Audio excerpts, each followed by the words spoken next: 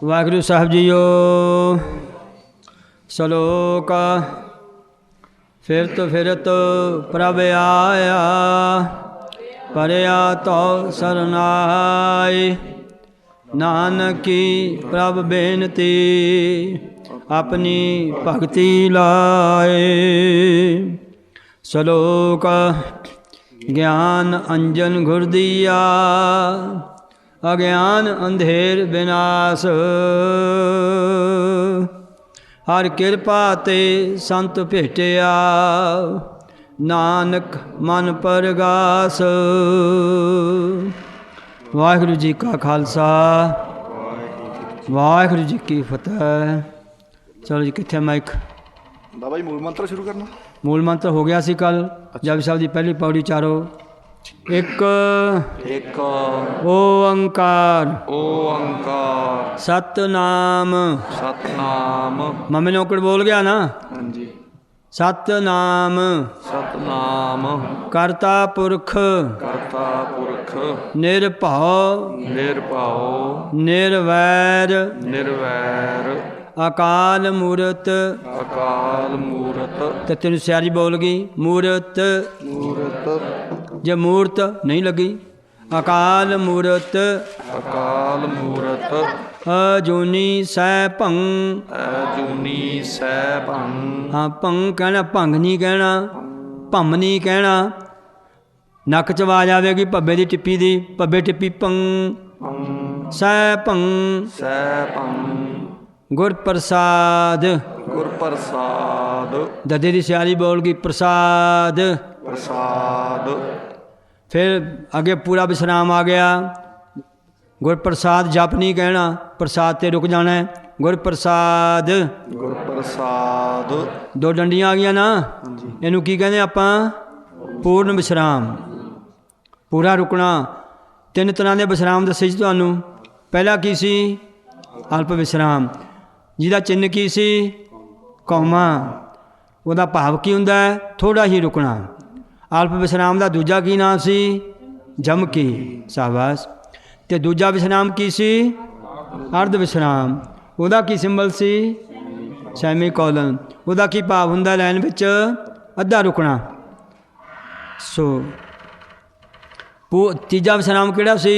पूर्ण विश्राम। इत्थे बचा लो। हाँ, तीजा हैगा पूर्ण विश्राम। पूर्ण विश्राम की निशानी की है? सिंबल की है? दो डंडियां। सो दो डंडियां तो गुरु ग्रंथ साहब च लगियां हुई ने। ते अल्प विश्राम ते अर्ध विश्राम जड़े ने ते वो लगे नहीं हुए। आप जिथे लोड़ उत्थे लाने ने। ठीक है ना। अज तीन तरह के विश्राम सी ना। अल्प विश्राम जिहदा सिंबल है कौमा। दूजा सी अर्ध विश्राम, उत्ते ना वागरू वरते ना उत्ते ना। दूजा है अर्ध विश्राम जिहदा सिंबल है सैमी कॉलन, कौमा उत्ते बिंदी। अल्प विश्राम ते अर्ध विश्राम गुटकियां विच गुरु ग्रंथ साहिब विच नहीं लगे हुए। जिथे लोड़ है उत्थे हुण आपां संथਿਆ ਦੇ ਵਿੱਚ ਲਾਵਾਂਗੇ, जिथे उन्हां दी वरतों होनी है। केवल पूर्ण विश्राम जिहड़े लगे हुए ने, जिन्हां नूं दो डंडियां कहंदे ने, ਉਹਦਾ नाम है पूर्ण विश्राम। अंग्रेजी वाले कह दिंदे ने फुल स्टॉप। उत्थे पूरा रुकना है। तो हुण जिहड़ा सी गुरप्रसाद दे बाद की लगा होया दस्सिओ भला? पूर्ण विश्राम। तो उत्थे पूरा रुकना है। अर्ध विश्राम तो अद्धा रुकींदा है। जिहड़ा अल्प विश्राम है, जिन्होंने कौमा कहने, उत्थे थोड़ा ही रुकींदा है। वो अगे पता लगूगा। अगे आ गया जी जप। उदों बाद की है?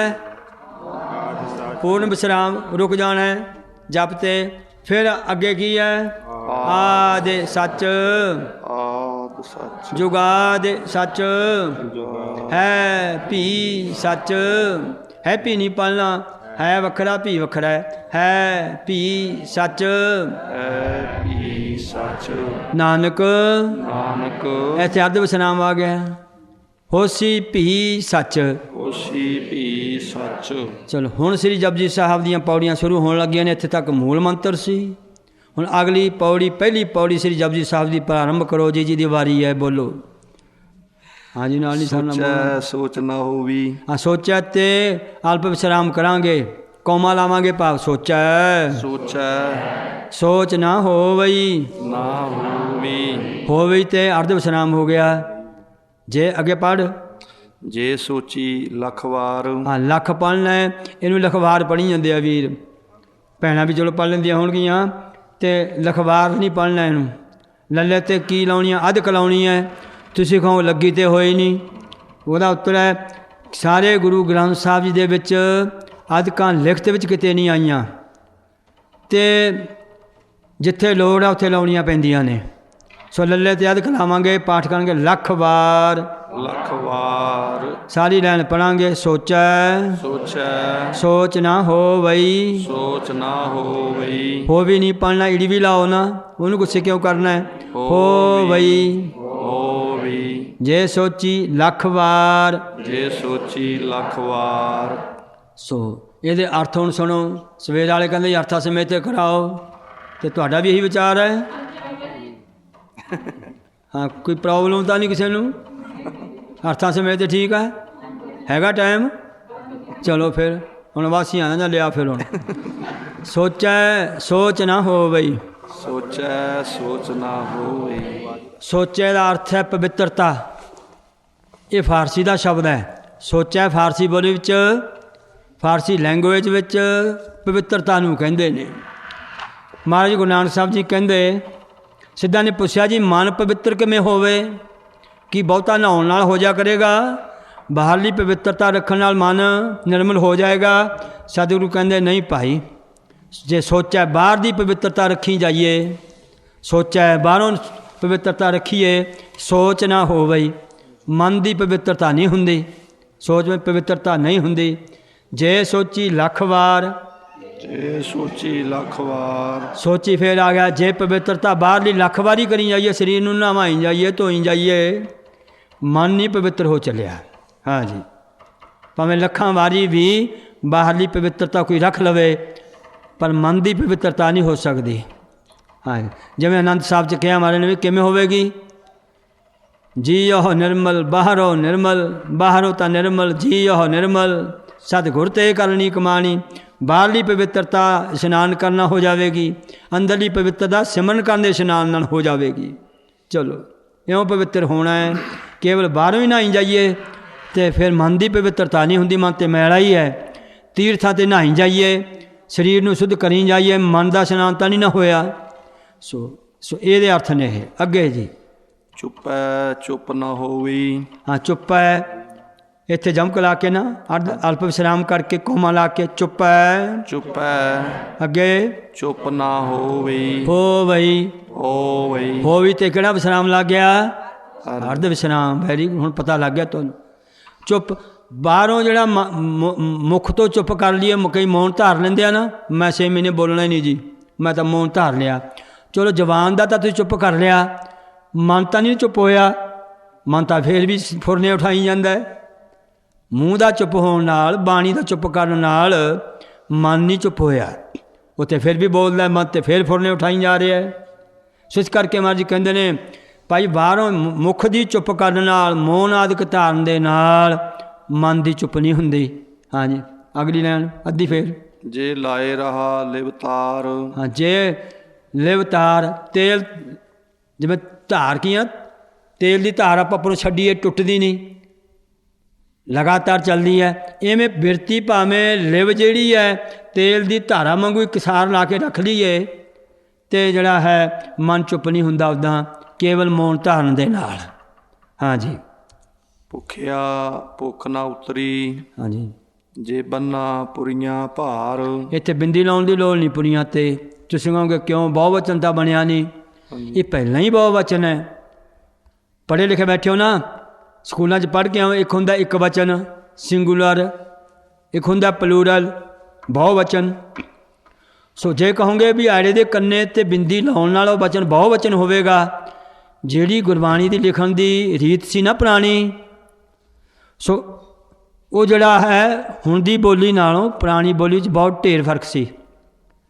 ਸੋ ਪੁਰੀ ਇੱਕ ਸਿੰਗੂਲਰ ਨਾਉਨ ਹੈ, ਪੁਰੀ, ਉਹਦੇ ਨਾਲ ਐੜੇ ਨੂੰ ਕੰਨਾ ਲਾ ਦਈਏ ਪੁਰੀਆ, ਉਹ ਬਹੁ ਵਚਨ ਬਣ ਗਿਆ। ਸੋ ਬਿੰਦੀ ਲਾਉਣ ਦੀ ਲੋੜ ਨਹੀਂ ਨਾ ਲੱਗੀ। ਐੜੇ ਦੇ ਕੰਨੇ ਨੇ ਉਹਨੂੰ ਪਲੂਰਲ ਬਣਾ ਦਿੱਤਾ। ਐੜੇ ਨੂੰ ਕੰਨਾ ਨਾ ਹੁੰਦਾ, ਇਕੱਲਾ ਪੁਰੀ ਹੁੰਦਾ, ਉਹ ਕੀ ਸੀ? ਇੱਕ ਬਚਨ। ਐੜੇ ਨੂੰ ਕੰਨਾ ਲੱਗ ਗਿਆ, ਉਹਨੇ ਬਹੁ ਬਚਨ ਬਣਾਇਆ, ਬਹੁਤੀਆਂ ਪੁਰੀਆਂ। ਸਮਝ ਆ ਗਈ ਕਿ ਨਹੀਂ? ਹਾਂ, ਸੋ ਇਸ ਕਰਕੇ ਪੁਰੀਆਂ ਕਹਿਣ ਦੀ ਲੋੜ ਨਹੀਂ। ਫਿਰ ਪੜੋ ਸਾਰੀ ਲਾਈਨ। ਭੁਖਿਆ ਭੁੱਖ ਨਾ ਉਤਰੀ। ਹਾਂ, ਭੁੱਖਿਆ ਤੇ ਭੁੱਖਿਆ, ਭੁਖਿਆ ਭੁੱਖ ਨਾ ਉਤਰੀ। ਭੁੱਖ ਨਾ ਉਤਰੀ। ਹਾਂ, ਜਿਹੜੇ ਭਾਈ ਭੁੱਖੇ ਨੇ, ਤ੍ਰਿਸ਼ਨਾਲੂ ਨੇ, ਬਹੁਤੀ ਤ੍ਰਿਸ਼ਨਾ ਹੈ ਮਨ ਦੀ, ਉਹ ਕੇਵਲ ਰੋਟੀ ਛੱਡਣ ਨਾਲ, ਭੁੱਖੇ ਰਹਿਣ ਨਾਲ ਤਾਂ ਨਹੀਂ ਤ੍ਰਿਸ਼ਨਾ ਬੁੱਝ ਚੱਲੀ। ਜੇ ਬੰਨਾ ਪੁਰੀਆ ਭਾਰ, ਜੇ ਬੰਨਾ ਪੁਰੀਆ ਭਾਰ। ਜੇ ਸਾਰੀਆਂ ਪੁਰੀਆਂ ਦੇ ਭਾਰ ਬੰਨ੍ਹ ਕੇ ਉਹਨੂੰ ਦੇ ਦਈਏ ਪਦਾਰਥਾਂ ਦੇ, ਪਰ ਜਿਹੜਾ ਤ੍ਰਿਸ਼ਨਾਲੂ ਹੈ, ਭੁੱਖਾ ਜਿਹੜਾ ਮਨ ਦਾ, ਤ੍ਰਿਸ਼ਨਾ ਜਿਹਨੂੰ ਬਹੁਤੀ ਹੈ, ਕਿਉਂਕਿ ਤ੍ਰਿਸ਼ਨਾ ਇੱਕ ਮੂਧਾ ਭਾਂਡਾ ਹੈ। ਮੂਧੇ ਭਾਂਡੇ ਨੂੰ ਭੰਨ ਲੱਗੋ, ਭਰੇਗਾ ਕਦੇ? ਇਸ ਲਈ ਮਨ ਦੀ ਜਿਹੜੀ ਤ੍ਰਿਸ਼ਨਾ ਹੈ, ਉਹ ਇੱਕ ਮੂਧੇ ਭਾਂਡੇ ਦੀ ਨਿਆਈ ਹੈ। ਅਤੇ ਭਾਵੇਂ ਇਹਨੂੰ ਪੁਰੀਆਂ ਦੇ ਭਾਰ ਬੰਨ੍ਹ ਕੇ ਦੇ ਦਈਏ ਨਾ, ਜਿੰਨੀਆਂ ਪੁਰੀਆਂ ਨੇ, ਇੰਦਰਪੁਰੀ, ਬ੍ਰਹਮਾਪੁਰੀ, ਸ਼ਿਵਪੁਰੀ ਆਦਿ ਪੁਰੀਆਂ ਦੇ ਪਦਾਰਥ, ਸਵਰਗਪੁਰੀ, ਇਹਨਾਂ ਪੁਰੀਆਂ ਦੇ ਭਾਰ ਪਦਾਰਥਾਂ ਦੇ ਬੰਨ੍ਹ ਕੇ ਉਹਨੂੰ ਦੇ ਦਈਏ, ਤਾਂ ਵੀ ਭਾਈ ਮਨ ਦੀ ਤ੍ਰਿਸ਼ਨਾ ਨਹੀਂ ਬੁੱਝਦੀ। ਸਹਿ ਸਿਆਣਪਾ ਲੱਖ ਹੋ ਹੈ। ਹੋ ਹੈ ਨਹੀਂ ਪਲਣਾ, ਹਾਏ ਨੂੰ ਦੁਹਾਵਾਂ ਲੱਗ ਗਈਆਂ। ਹੋਹੇ ਹੋਹੇ, ਹੋਹੇ ਹਾਏ ਨੂੰ ਸਿਆਰੀ ਲਾਉਣੀ ਹੈ। ਹੋਹੇ ਹੋਹੇ ਲਾਖੀ। ਇਹਨੂੰ ਆਮ ਪੁਰਾਣੇ ਸਾਡੇ ਪਾਠ ਪੱਕੇ ਨੇ, ਪੜ੍ਹੀਆਂ ਨੇ ਆ, ਸਹਿਸ ਸਿਆਣ ਫਾ, ਫਾ ਹੀ ਪੜ੍ਹੀ ਜਾਂਦੇ ਨੇ, ਸਹਿਸ ਸਿਆਣ ਫਾ। ਪਰ ਹੈਗਾ ਕੀ ਉੱਥੇ? ਪੱਪੇ ਨੂੰ ਕਰਨਾ, ਸਿਆਣ ਪਾ, ਸਿਆਣ ਪਾ। ਸਹਿਸ ਸਿਆਣ ਪਾ ਲੱਖ ਹੋਏ। ਸਹਿ ਸਿਆਣਪਾ ਲੱਖ ਹੋਏ। ਪੜ੍ਹ ਜਾਂਦੇ ਨੇ ਹੋਏ, ਸਹਿਸ ਸਿਆਣਪਾ ਲੱਖ ਹੋਏ, ਆਪਣਾ ਹੀ ਜੁਗਾੜ ਜਿਹਾ ਬਣਾਇਆ ਹੋਇਆ। ਸੋ ਹੋਏ ਬੋਲੋ, ਸਹਿਸ ਸਿਆਣਪਾ ਲੱਖ ਹੋਏ। ਸਹਿ ਸਿਆਣਪਾ ਲੱਖ ਹੋਏ। ਤਾਂ ਇੱਕ ਨਾ ਚੱਲੈ ਨਾਲ, ਤਾਂ ਇੱਕ ਨਾ ਚੱਲੈ ਨਾਲ। ਸਹਿਸ ਮੀਨਜ ਹੁੰਦਾ ਹਜ਼ਾਰਾਂ। ਇਹ ਸੰਸਕ੍ਰਿਤ ਦਾ ਸ਼ਬਦ ਹੈ। ਸਹਿਸ ਹਜ਼ਾਰ ਨੂੰ ਕਹਿੰਦੇ ਨੇ, 1000 ਕਹਿ ਲਓ। ਅਤੇ ਦੁਨੀਆ ਦੇ ਗ੍ਰੰਥਾਂ ਦੀਆਂ, ਸਹਿਸ ਮੈਨੇ ਹਜ਼ਾਰਾਂ ਹੀ ਗ੍ਰੰਥਾਂ ਦੀਆਂ, ਵੇਦਾਂ ਸ਼ਾਸਤਰਾਂ ਦੀਆਂ ਲੱਖਾਂ ਹੀ ਸਿਆਣਪਾਂ ਹੋਏ ਮੈਨੇ ਹੋਣ ਕੋਲ, ਤਾਂ ਇੱਕ ਨਾ ਚੱਲੈ ਨਾਲ। ਤਾਂ ਇੱਕ ਨਾ ਚੱਲੈ ਨਾਲ। ਤਾਂ ਇਹ ਸਾਰੀਆਂ ਜਿੰਨੀਆਂ ਸਿਆਣਪਾਂ ਨੇ, ਨਾਲ ਨਹੀਂ ਕਿਸੇ ਨੇ ਜਾਣੀ। ਮਨ ਨੂੰ ਚੁੱਪ ਕਰਾਉਣ ਵਾਸਤੇ, ਮਨ ਨੂੰ ਰੋਕਣ ਵਾਸਤੇ ਇੱਕ ਵੀ ਨਾਲ ਨਹੀਂ ਚੱਲਣੀ। ਹਾਂਜੀ, ਕੇਵ ਸਚਿਆਰਾਂ ਹੋਈ ਹੈ। ਠੀਕ। ਕੇਵ ਕੂੜਾ ਟੁੱਟੈ ਪਾਲ। ਹਾਂ, ਪਾਲ, ਪਾਲ। ਹੁਣ ਸਿਆਰੀ ਲੱਗੀ ਹੈ, ਪਾਲ ਨਹੀਂ ਲੱਗੀ, ਪਾਲ। ਪਾਲ। ਸਿੱਧਾ ਨੇ ਸਵਾਲ ਕੀਤਾ ਗੁਰੂ ਨਾਨਕ ਸਾਹਿਬ ਜੀ ਨੂੰ, ਮਹਾਰਾਜ ਜੀ ਸਚਿਆਰ ਕਿਵੇਂ ਹੋਈਦਾ ਹੈ, ਸੱਚੇ ਕਿਵੇਂ ਹੋਈਦਾ ਹੈ? ਸੋ ਪਾਲ ਨਾਮ ਹੈ ਕੰਧ ਦਾ ਜਾਂ ਵੱਟ ਦਾ। ਸੋ ਕੂੜਾ, ਕੇਵ ਕੂੜਾ ਟੁੱਟੈ ਪਾਲ। ਕਿਵ ਮੈਨੇ ਕਿਵੇਂ, ਕਿਵ ਸਚਿਆਰਾ ਹੋਈ ਹੈ। ਮਹਾਰਾਜ ਸੱਚੇ ਕਿਵੇਂ ਹੋਈਏ? ਸਵਾਲ ਹੈ, ਕੁਐਸਚਨ ਹੈ। ਅਗਲਾ ਇੱਕ ਸਵਾਲ ਹੋਰ ਕਰ ਦਿੱਤਾ, ਕਿਵ ਕੂੜਾ ਟੁੱਟੈ ਪਾਲ। ਕੇਵ ਕੂੜਾ ਟੁੱਟੈ ਪਾਲ। ਕੂੜਾ ਮੈਨੇ ਝੂਠ ਦੀ, ਪਾਲ ਮੈਨੇ ਕੰਧ। ਜਿਹੜੀ ਅੰਦਰ ਕੰਧ ਬਣੀ ਹੈ ਝੂਠ ਦੀ, ਇਹ ਕਿਵੇਂ ਢੱਠੇ, ਇਹ ਕਿਵੇਂ ਟੁੱਟੇ? ਇਹ ਦੋ ਸਵਾਲ ਕੀਤੇ ਨੇ। ਹੁਣ ਉੱਤਰ ਦਿੰਦੇ ਨੇ ਮਹਾਰਾਜ ਜੀ ਅਗਲੀ ਲਾਈਨ 'ਚ।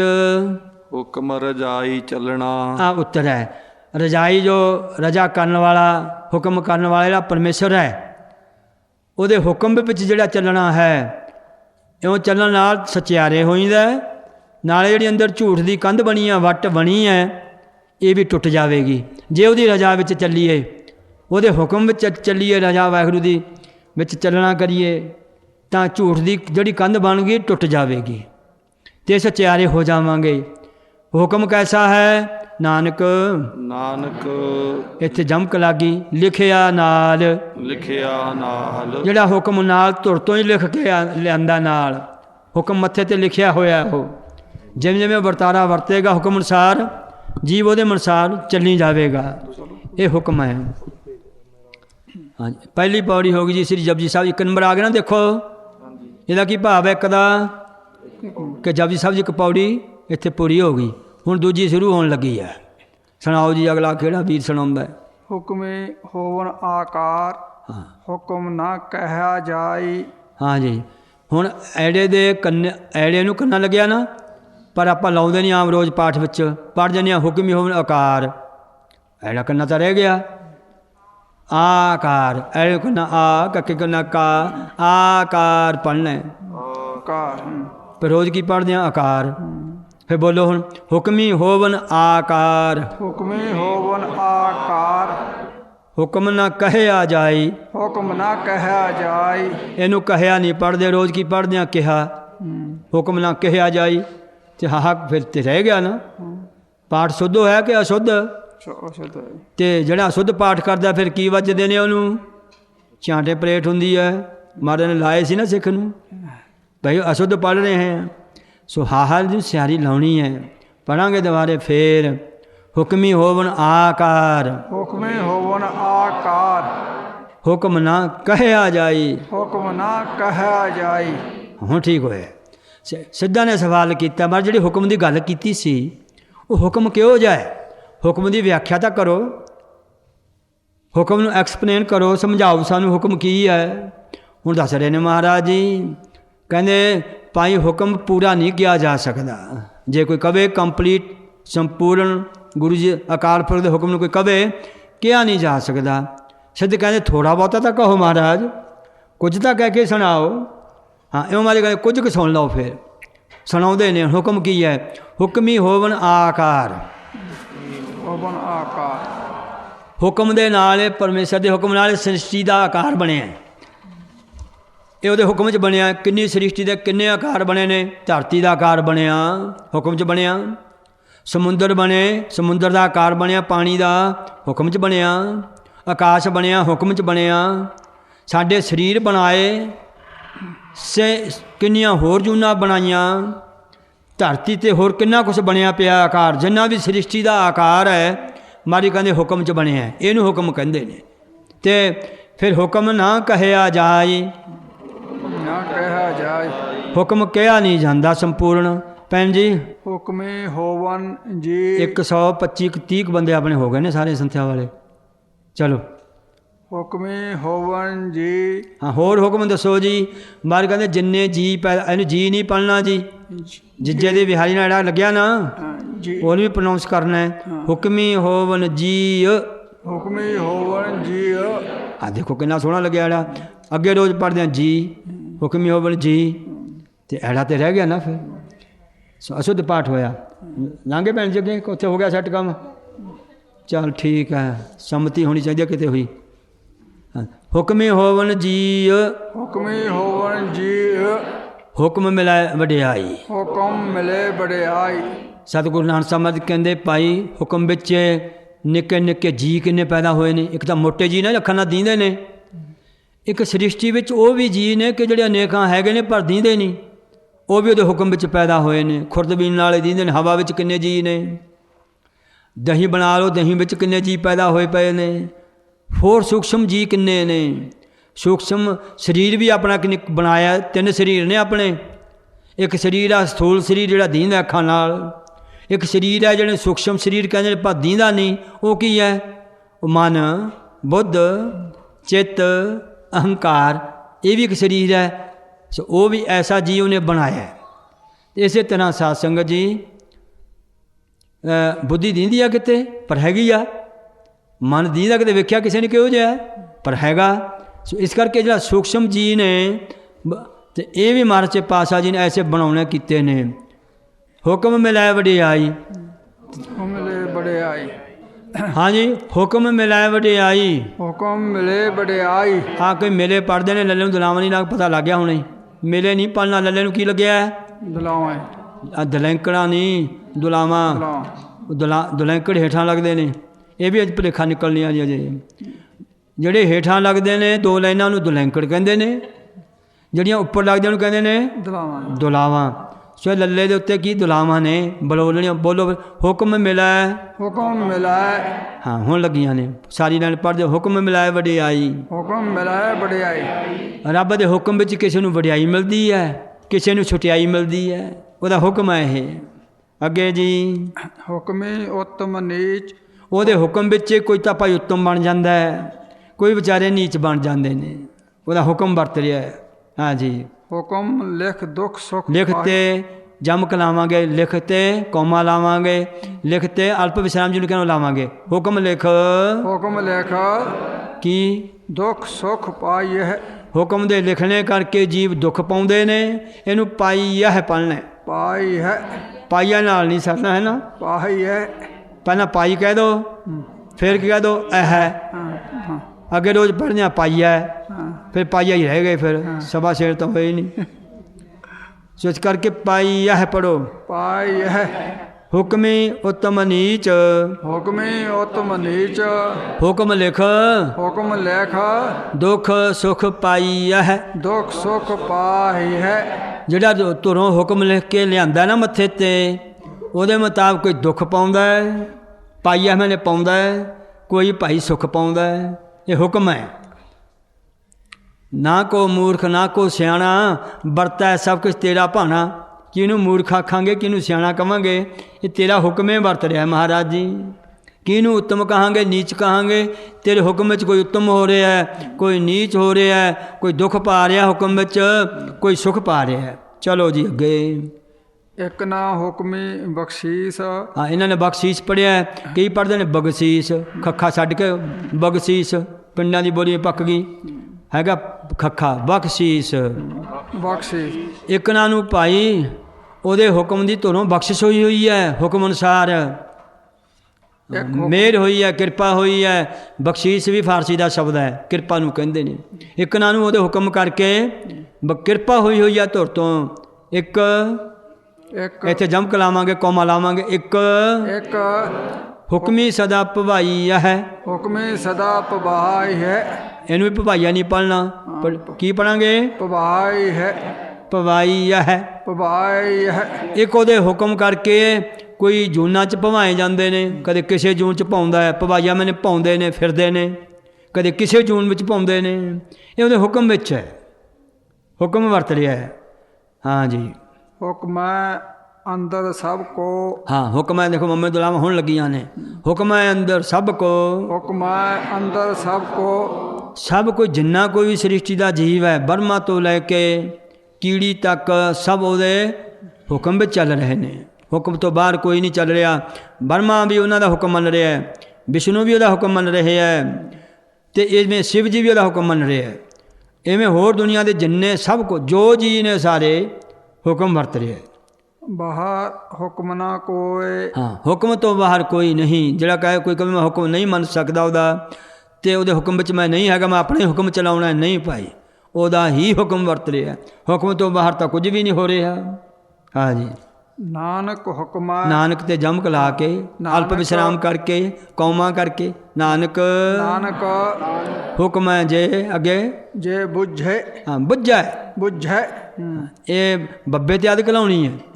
ਜੇ ਬੁਝਾ ਪੜ੍ਹਦੇ ਹਾਂ, ਅੱਗ ਦਾ ਬੁਝਣਾ ਹੁੰਦਾ ਹੈ, ਬੁਝਣ ਦਾ ਅਰਥ ਹੁੰਦਾ ਹੈ ਤ੍ਰਿਸ਼ਨਾ ਦਾ ਬੁਝਣਾ। ਜੇ ਇਹੀ ਸਪੈਲਿੰਗਾਂ ਦੇ ਸਮੇਤ ਬੁਝਾ ਪਾਠ ਮੂਹਰੇ ਤ੍ਰਿਸ਼ਨਾ ਲੱਗੀ ਵੀ ਹੋਵੇ, ਫਿਰ ਇਹਨੂੰ ਬੁਝਾ ਹੀ ਪੜਾਂਗੇ। ਜੇ ਅਗਨੀ ਮੂਹਰੇ ਆ ਜਾਵੇ ਤਾਂ ਬੁਝਾ ਹੀ ਪੜਾਂਗੇ। ਪਰ ਜੇ ਆ ਜਾਵੇ ਹੁਕਮ, ਜੇ ਆ ਜਾਵੇ ਆਗਿਆ, ਫਿਰ ਇਹਨੂੰ ਪੜ੍ਹਨਾ ਬੁੱਝਾ। ਬੁੱਝੇ ਬੁੱਝਾ ਦਾ ਅਰਥ ਹੁੰਦਾ ਸਮਝਣਾ। ਨਾਨਕ ਨਾਨਕ ਹੁਕਮ ਹੈ ਜੇ ਬੁੱਝਾ। ਨਾਨਕ ਹੋਏ ਜੇ ਬੁੱਝੇ ਜੇ ਉਹਦੇ ਹੁਕਮ ਨੂੰ ਗੁਰੂ ਨਾਨਕ ਸਾਹਿਬ ਕਹਿੰਦੇ ਜੇ ਕੋਈ ਬੁੱਝ ਲਵੇ, ਉਹਦੇ ਹੁਕਮ ਨੂੰ ਕੋਈ ਸਮਝ ਲਵੇ, ਫਿਰ ਤਾਂ ਹਉਮੈ ਕਹੇ ਨਾ ਕੋਏ ਫਿਰ ਕੋਈ ਹਉਮੈ ਨਹੀਂ ਕਹਿੰਦਾ। ਹਉਮੈ ਦਾ ਅਰਥ ਹੈ ਹੰਗਤਾ, ਮਮਤਾ, ਈਗੋ ਕਹਿ ਲਓ। ਫਿਰ ਭਾਈ ਆਪਣੀ ਈਗੋ ਨਹੀਂ ਕੋਈ ਕਰਦਾ। ਫਿਰ ਕਹਿੰਦਾ ਇਹ ਉਹਦਾ ਹੁਕਮ ਵਰਤ ਰਿਹਾ ਜੀ, ਮੈਂ ਕੁਝ ਨਹੀਂ ਕਰ ਸਕਦਾ, ਇਹ ਉਹਦੇ ਹੁਕਮ 'ਚ ਹੋ ਰਿਹਾ ਸਾਰਾ ਕੁਛ। ਹਉਮੈ ਮੁੱਕ ਗਈ, ਫਿਰ ਮੈਂ ਮੇਰੀ ਮੁੱਕ ਗਈ, ਹੰਗਤਾ ਮਮਤਾ ਮੁੱਕ ਗਈ। ਹਉਮੈ ਦਾ ਅਰਥ ਹੈ ਹੰਗਤਾ ਅਤੇ ਮਮਤਾ। ਅੰਗਰੇਜ਼ੀ ਵਾਲੇ ਕਹਿ ਦਿੰਦੇ ਹੋ ਈਗੋ, ਨਹੀਂ ਰਹਿ ਜਾਂਦੀ। ਅੱਗੇ ਜੀ 2 ਪੌੜੀਆਂ ਪੂਰੀਆਂ ਹੋ ਗਈਆਂ ਕਿ ਨਹੀਂ? ਹਾਂਜੀ। ਆ 2 ਨੰਬਰ ਆ ਗਿਆ ਹੁਣ ਇੱਥੇ। ਸੋ ਇਹਦਾ ਭਾਵ ਹੈ ਪੌੜੀਆਂ 2 ਹੋ ਗਈਆਂ। ਸਾਰੀਆਂ ਕਿੰਨੀਆਂ ਨੇ ਜਪਜੀ ਸਾਹਿਬ ਦੀਆਂ? ਹਾਂ 38 ਨੇ। 39ਵਾਂ ਕੀ ਹੈ? ਸਲੋਕ। ਸਲੋਕ। ਚਲੋ ਇੰਨਾ ਕੁ ਤਾਂ ਯਾਦ ਆ ਗਿਆ, ਰੱਬ ਦੀ ਕਿਰਪਾ, ਸ਼ਾਬਾਸ਼। ਅੱਗੇ ਜੀ ਗਾਵੇ ਕੋ ਤਾਨ ਹੋਵੇ ਕਿਸੈ ਤਾਨ। ਦੁਲਾਵਾਂ ਠੀਕ ਲਾਈਆਂ ਨੇ ਉਹਨਾਂ ਨੇ, ਤਾਣ ਤੇ ਵਿਸ਼ਰਾਮ ਵੀ ਠੀਕ ਕੀਤਾ ਹੈ। ਸਿੱਧਾਂ ਨੇ ਪੁੱਛਿਆ ਹੈ ਮਹਾਰਾਜ ਜੀ ਉਹਦੇ ਬਲ ਨੂੰ ਕੋਈ ਗਾ ਸਕਦਾ ਹੈ? ਤਾਣ ਨਾਮ ਹੈ ਬਲ ਦਾ, ਸ਼ਕਤੀ ਦਾ। ਰੱਬ ਦੀ ਸ਼ਕਤੀ ਨੂੰ, ਰੱਬ ਦੇ ਬਲ ਨੂੰ ਕੋਈ ਗਾ ਸਕਦਾ ਹੈ?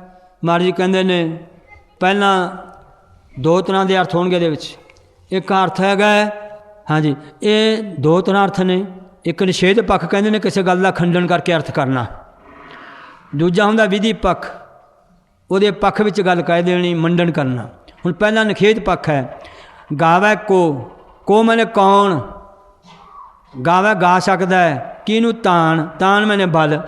ਰੱਬ ਦੀ ਪੂਰਨ ਸ਼ਕਤੀ ਦਾ ਕੌਣ ਕੋਈ ਗਾਇਨ ਕਰ ਸਕਦਾ ਹੈ। ਕੋ ਮੈਨੇ ਕੌਣ, ਗਾਵੈ ਗਾ ਸਕਦਾ, ਕੌਣ ਕੋਈ ਗਾ ਸਕਦਾ ਭਾਈ, ਉਹਦਾ ਸ਼ਕਤੀ ਕਿੰਨੀ ਕੁ ਹੈ, ਉਹਦਾ ਬਲ ਕਿੰਨਾ ਕੁ ਹੈ। ਅੱਗੇ ਹੋਵੇ ਕਿਸੈ ਤਾਣ, ਉਹੀ ਗਾ ਸਕੂਗਾ ਜਿਹਦੇ ਕੋਲ ਉਨੀ ਸ਼ਕਤੀ ਹੋਵੇ ਜਿੰਨੀ ਰੱਬ ਦੀ ਸ਼ਕਤੀ ਹੈ। ਉਹੀ ਉਹਨੂੰ ਪੂਰਨ ਉਹਦੀ ਸ਼ਕਤੀ ਨੂੰ ਗਾਇਨ ਕਰ ਸਕਦਾ, ਗਾ ਸਕਦਾ। ਸੋ ਕੋ ਦਾ ਅਰਥ ਹੋ ਗਿਆ ਕੌਣ, ਕੌਣ ਕੋਈ ਗਾ ਸਕਦਾ ਹੈ, ਉਹਦੇ ਬਲ ਨੂੰ, ਉਹਦੀ ਸ਼ਕਤੀ ਨੂੰ। ਉਹੀ ਗਾਵੇਗਾ ਜਿਹਦੇ ਕਿਸੇ ਕੋਲ ਉਹਦਾ ਤਾਣ ਬਲ ਹੋਵੇ। ਅੱਗੇ ਜੀ ਗਾਵੇ ਕੋ ਦਾਤ ਜਾਣੇ ਨਿਸ਼ਾਨ, ਨੰਨ ਵਿਹਾਰੀ ਇਲਾਕੇ ਨਿਸ਼ਾਨ। ਆਪਾਂ ਕੱਲ ਪੁੱਛਿਆ ਸੀ ਨਾ ਕਿ ਸਿਹਾਰੀ ਕਿਹੜੇ ਪਾਸੇ ਲੱਗਦੀ ਅੱਖਰ ਦੇ, ਹਲ ਕਰਤੀ ਸੱਜੇ ਪਾਸੇ, ਵਾਦਾ ਭੋਗ ਖੱਬੇ ਪਾਸੇ। ਸਿਹਾਰੀ ਲੱਗਦੀ ਹੈ ਖੱਬੇ ਪਾਸੇ, ਅੱਖਰ ਦੇ ਲੈਫਟ ਸਾਈਡ ਸਿਹਾਰੀ ਲੱਗਦੀ ਹੈ। ਸੱਜੇ ਪਾਸੇ ਕੀ ਲੱਗਦੀ ਹੈ, ਬਿਹਾਰੀ। ਹਾਂ ਤੇ ਫਿਰ ਪਹਿਲਾਂ ਕਾਹਨੂੰ ਕਹਤਾ, ਸ਼ੁਕਰ ਕਰੋ ਰੱਬ ਦਾ ਕਿਸੇ ਨੇ ਉੱਪਰ ਨਾ ਕਹਿ ਦਿੱਤੀ ਵੀ ਅੱਖਰ ਦੇ ਉੱਪਰ ਲੱਗਦੀ ਹੈ। ਸੋ ਇਸ ਲਈ ਸਿਹਾਰੀ ਹਮੇਸ਼ਾ ਅੱਖਰ ਦੇ ਖੱਬੇ ਪਾਸੇ, ਬਿਹਾਰੀ ਸੱਜੇ ਪਾਸੇ। ਹੁਣ ਨੰਨੇ ਦੇ ਸੱਜੇ ਪਾਸੇ ਲੱਗੀ ਹੈ ਨਾ, ਬਿਹਾਰੀ ਹੈ, ਉਹਦੀ ਆਵਾਜ਼ ਕਰਾਂਗੇ ਨਿਸ਼ਾਨ। ਨੰਨੇ ਨੂੰ ਬਿਹਾਰੀ ਨੀ, ਜੇ ਸਿਹਾਰੀ ਨੂੰ ਫਿਰ ਪੜ੍ਹਦੇ ਨਿਸ਼ਾਨ। ਸੋ ਬਿਹਾਰੀ ਲਾਵਾਂਗੇ ਸਾਵਾਜ। ਗਾਵੇ ਕੋ ਦਾਤ, ਅੱਛਾ ਦਾਤ ਸੁਣੋ। ਹੁਣ ਜਿੰਨੇ ਅਗਲੇ ਵਿਸ਼ਰਾਮ ਨੇ ਨਾ, ਗਾਵੇ ਕੋ ਤੇ ਹੀ ਆ ਜਾਣਗੇ। ਪਹਿਲਾਂ ਦੋਵੇਂ ਵਿਸ਼ਰਾਮ ਜਿਹੜੇ ਸੀ ਵਿਚਕਾਰ ਕੀਤੇ ਸੀ ਨਾ, ਗਾਵੇ ਕੋ ਦਾਤ ਤੇ। ਹੁਣ ਜਿਹੜੇ ਅਗਲੇ ਵਿਸ਼ਰਾਮ ਨੇ ਉਹ ਸਾਧ ਸੰਗਤ ਜੀ ਗਾਵੇ ਕੋ ਤੇ ਹੀ ਕਰ ਜਾਣੇ ਨੇ। ਗਾਵੇ ਕੋ ਜਾਂ ਇਹਦਾ ਵਿਸ਼ਰਾਮ ਦਾਤ ਤੇ ਵੀ ਠੀਕ ਹੈ, ਇਹਦਾ ਦਾਤ ਤੇ ਵੀ ਲੱਗ ਜਾਂਦਾ ਹੈ, ਇਹਨੂੰ ਦਾਤ ਤੇ ਕਰ ਲਓ। ਅਗਲੀਆਂ ਜਿਹੜੀਆਂ ਲਾਈਨਾਂ ਨੇ ਉਹਦੇ ਸਾਰੇ ਵਿਸ਼ਰਾਮ ਗਾਵੇ ਕੋ ਤੇ ਹੀ ਆਉਣਗੇ, ਇਹਦਾ ਦਾਤ ਤੇ ਆ ਜਾਏਗਾ। ਗਾਵੇ ਕੋ ਦਾਤ ਜਾਣੇ ਨਿਸ਼ਾਨ, ਉਹਦੀ ਦਾਤ ਨੂੰ ਕੋ ਮੈਨੇ ਕੌਣ ਕੋਈ ਗਾਵੇ, ਕੌਣ ਕੋਈ ਗਾ ਸਕਦਾ ਹੈ, ਨਹੀਂ ਕੋਈ ਗਾ ਸਕਦਾ। ਕਿੰਨੀਆਂ ਦਾਤਾਂ ਨੇ, ਕਿੰਨੀਆਂ ਦਾਤਾਂ ਦੇਤੀਆਂ, ਘਰ ਦੇ ਦਿੱਤੇ, ਪੁੱਤਰ ਧੀਆਂ ਦੇ ਦਿੱਤੇ, ਐ ਮੁਲਕਾਂ 'ਚ ਆਉਣਾ ਦੇ ਦਿੱਤਾ, ਅਤੇ ਹੋਰ ਕਿੰਨੀਆਂ ਦਾਤਾਂ ਨੇ ਜਿਹੜੀਆਂ ਗਿਣੀਆਂ ਨਹੀਂ ਜਾ ਸਕਦੀਆਂ, ਗਾਈਆਂ ਨਹੀਂ ਜਾ ਸਕਦੀਆਂ। ਜਾਣੈ ਨਿਸ਼ਾਨ, ਨਿਸ਼ਾਨ ਦਾ ਅਰਥ ਸਾਸੰਗ ਪ੍ਰਗਟ ਹੁੰਦਾ ਹੈ। ਜੇ ਕੋਈ ਪ੍ਰਗਟ ਕਰਕੇ ਜਾਣਦਾ ਹੋਵੇ, ਹਾਂਜੀ, ਕਿੰਨੀਆਂ ਕੁ ਉਹਦੀਆਂ ਦਾਤਾਂ ਨੂੰ ਪ੍ਰਗਟ ਕਰ ਦਾਂਗੇ। ਜੇ ਕੋਈ ਪ੍ਰਗਟ ਕਰਨਾ ਜਾਣਦਾ ਹੋਵੇ ਤਾਂ ਭਾਈ ਉਹੀ ਕੋਈ ਗਾ ਸਕਦਾ, ਨਹੀਂ ਤਾਂ ਪ੍ਰਗਟ ਕੀਤੀਆਂ ਨਹੀਂ ਜਾ ਸਕਦੀਆਂ ਕਿੰਨੀਆਂ ਕੁ ਨੇ। ਨਿਸ਼ਾਨ ਦੇ ਇਹ ਬਹੁਰਥਕ ਸ਼ਬਦ ਹੈ। ਨਿਸ਼ਾਨ ਚਾਰ ਪੰਜ ਅਰਥ ਰੱਖਦਾ ਹੈ। ਨਿਸ਼ਾਨ ਨਾਮ ਇੱਥੇ ਆ ਗਿਆ ਪ੍ਰਗਟ। ਅਗਲਾ ਅਰਥ ਵੀ ਲਿਖ ਲਓ, ਨਿਸ਼ਾਨ ਕਹਿੰਦੇ ਨੇ ਨਿਸ਼ਾਨ ਸਾਹਿਬ ਨੂੰ।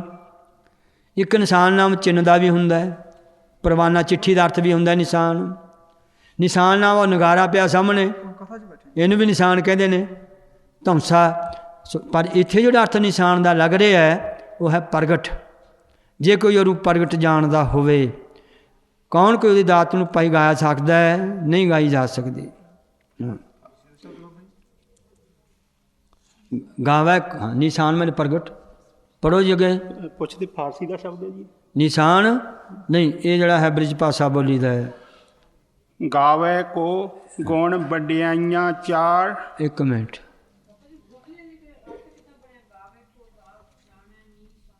ਹਾਂ ਜੀ ਦੇਖੋ, ਇਹ ਜਿਹੜਾ ਫਾਰਸੀ ਦੇ ਵਿੱਚ ਤਾਂ ਕਹਿੰਦੇ ਨਿਸ਼ਾਨ ਸਾਹਿਬ ਨੂੰ, ਜੇ ਫਾਰਸੀ ਦਾ ਸ਼ਬਦ ਹੈ, ਝੰਡਾ ਕਹਿ ਦਿੰਦੇ ਹਾਂ। ਅਤੇ ਜਿਹੜਾ ਆ ਗਈ ਆਪਣੀ ਇਹਦੇ 'ਚ ਬੋਲੀ ਜਿਹੜੀ ਹੈ ਬ੍ਰਿਜ ਭਾਸ਼ਾ ਦੀ, ਉਹਦੇ ਨਿਸ਼ਾਨ ਹੁੰਦਾ ਕਿਸੇ ਚੀਜ਼ ਨੂੰ ਪ੍ਰਗਟ ਜਾਣਾ। ਨਿਸ਼ਾਨ ਜੇ ਪ੍ਰਗਟ ਹੀ ਪਰਮੇਸ਼ਰ ਨੂੰ ਕੋਈ ਜਾਣਦਾ ਹੋਵੇ, ਹਾਂਜੀ, ਜਾਂ ਉਹਨਾਂ ਦਾਤਾਂ ਨੂੰ ਕੋਈ ਪ੍ਰਗਟ ਕਰਕੇ ਦੱਸ ਸਕਦਾ ਹੋਵੇ, ਅਤੇ ਕੌਣ ਕੋਈ ਆ ਜਿਹੜਾ ਉਹਦੀ ਦਾਤ ਨੂੰ ਗਾ ਸਕਦਾ ਹੈ, ਪ੍ਰਗਟ ਕਰ ਸਕਦੇ ਹਾਂ ਆਪਾਂ ਵੀ। ਕਿੰਨੀਆਂ ਦਾਤਾਂ ਨੇ, ਇੱਕ ਕਰ ਲਾਂਗੇ, ਦੋ ਕਰ ਲਾਂਗੇ, 10 ਕਹਿ ਲਾਂਗੇ, 20 ਕਹਿ ਲਾਂਗੇ, ਸਮੁੱਚੀਆਂ ਤਾਂ ਪ੍ਰਗਟ ਨਹੀਂ ਨਾ ਕਰੀਆਂ ਜਾਂਦੀਆਂ।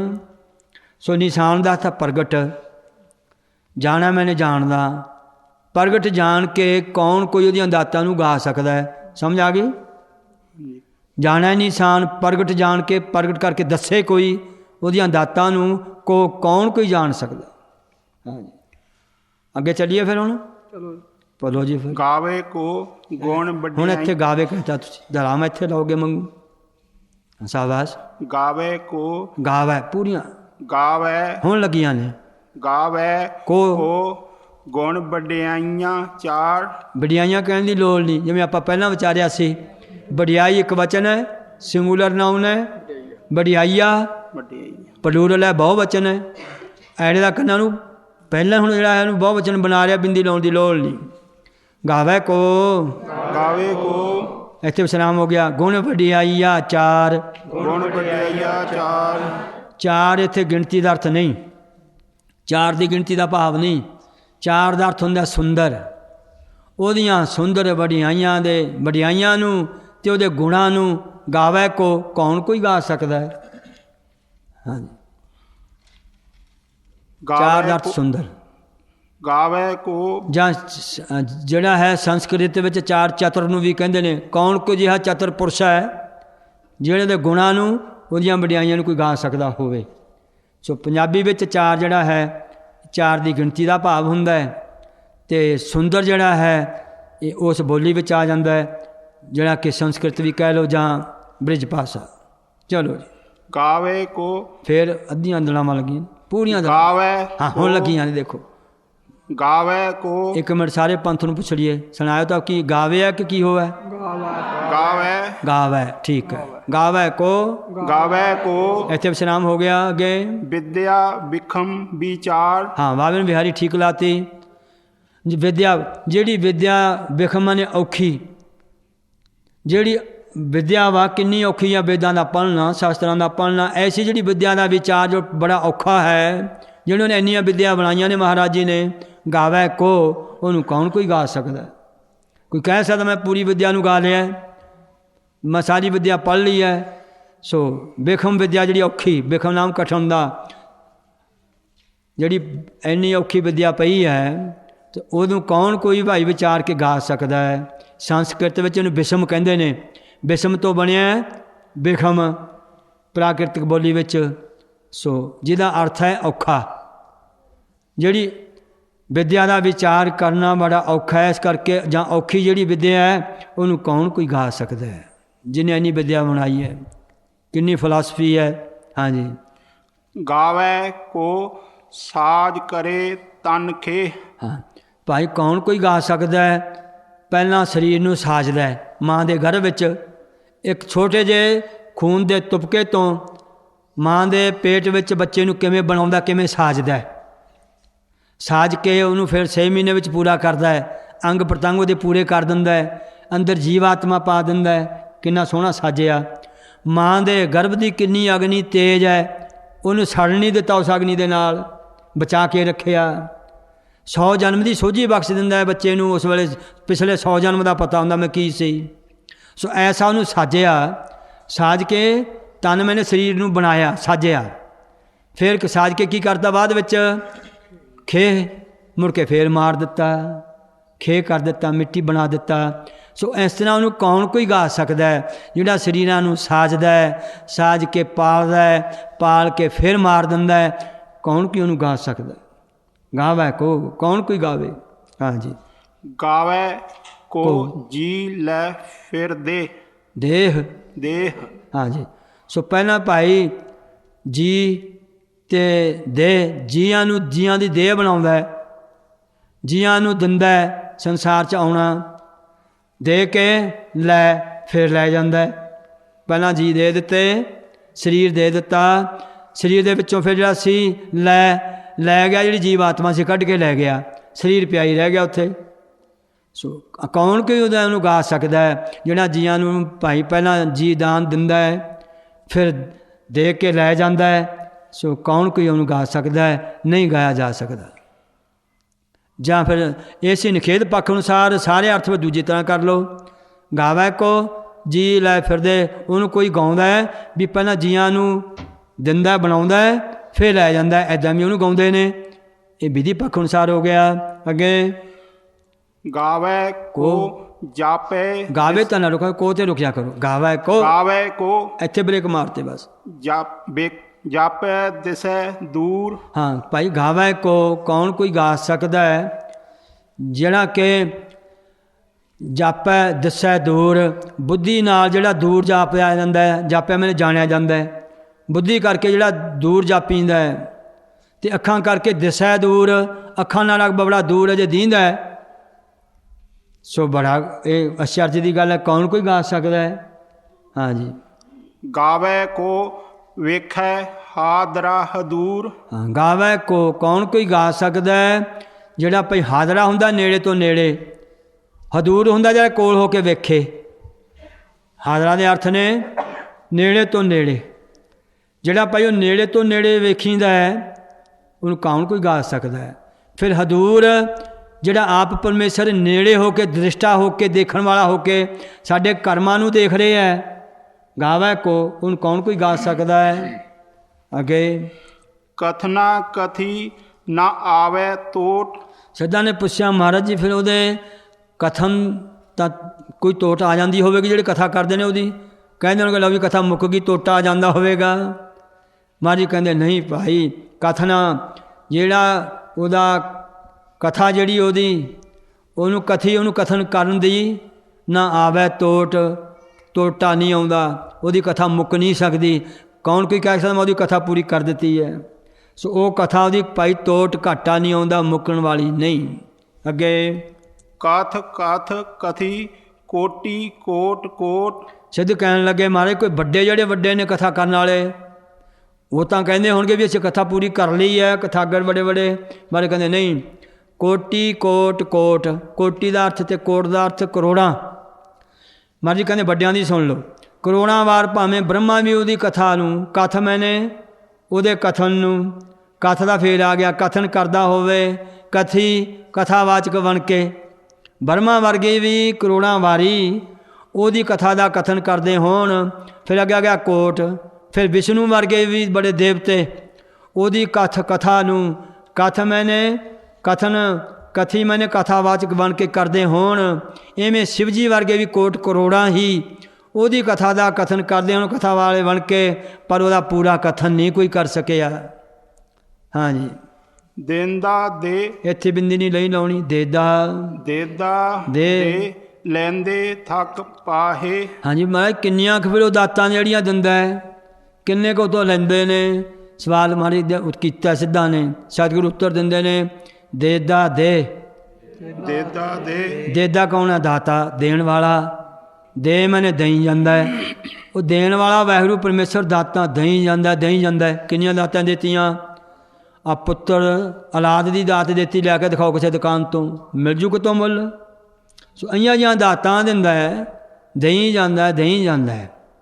ਲੈਂਦੇ ਲੈਣ ਵਾਲੇ ਥੱਕ ਪਾਹੇ, ਥੱਕ ਜਾਂਦੇ ਨੇ, ਇੰਨੀਆਂ ਦਾਤਾਂ ਦਿੰਦਾ। ਦੇਣ ਵਾਲਾ ਨਹੀਂ ਥੱਕਦਾ, ਉਹ ਤਾਂ ਦਈ ਜਾਂਦਾ, ਦਾਤਾਂ ਦਈ ਜਾਂਦਾ। ਲੈਣ ਵਾਲੇ ਲੈਦੇ, ਹਾਂ ਲੈਦੇ ਹੀ ਪੜੋ, ਦੇਦਾ ਦੇ, ਦਿੰਦਾ ਦੇ, ਲੈਦੇ ਥੱਕ ਪਾਹੇ, ਲੈਂਦੇ ਥੱਕ ਪਾਹੇ। ਸੋ ਪਾਹੇ ਮੈਨੇ ਪੈਂਦੇ ਨੇ, ਥੱਕ ਪੈ ਜਾਂਦੇ ਨੇ, ਥੱਕ ਜਾਂਦੇ ਨੇ। ਲੈਣ ਵਾਲੇ ਇੰਨੀਆਂ ਦਾਤਾਂ ਦਿੰਦਾ। 10ਵੇਂ ਪਾਤਸ਼ਾਹ ਜੀ ਨੇ ਕਿਹਾ ਦਸਮ ਗ੍ਰੰਥ, ਜਾਨ ਕੋ ਦੇਤ, ਅਜਾਨ ਕੋ ਦੇਤ, ਜ਼ਮੀਨ ਕੋ ਦੇਤ, ਜਮਾਨ ਕੋ ਦਏ ਹੈ। ਕਿੰਨਿਆਂ ਨੂੰ ਦਿੰਦਾ ਹੈ। ਹਾਂ ਚਲੋ ਜੀ। ਜੁਗਾ ਜੁਗੰਤਰ ਖਾਹੀ ਖਾਹੇ। ਹਾਂ ਖਾਹੇ, ਇਹਨੂੰ ਖਾਹੇ ਨਹੀਂ ਪੜ੍ਹਨਾ, ਜੇ ਖਾਹੇ ਪੜਾਂਗੇ ਤਾਂ ਲੱਗੀ। ਆਪਾਂ ਲਾਉਣੀ ਆ ਕੀ? ਸਿਹਾਰੀ। ਹਾਂ ਸਿਹਾਰੀ ਲਾਉਣੀ ਹੈ। ਕਿਵੇਂ ਬੋਲੂਗੀ? ਖੱਖੇ ਨਾਲ ਥੋੜ੍ਹਾ ਕੰਨਾ ਲੰਮਾ ਕਰਕੇ ਪੜ੍ਹ ਦਾਂਗੇ, ਖਾਹੇ ਖਾਹੇ।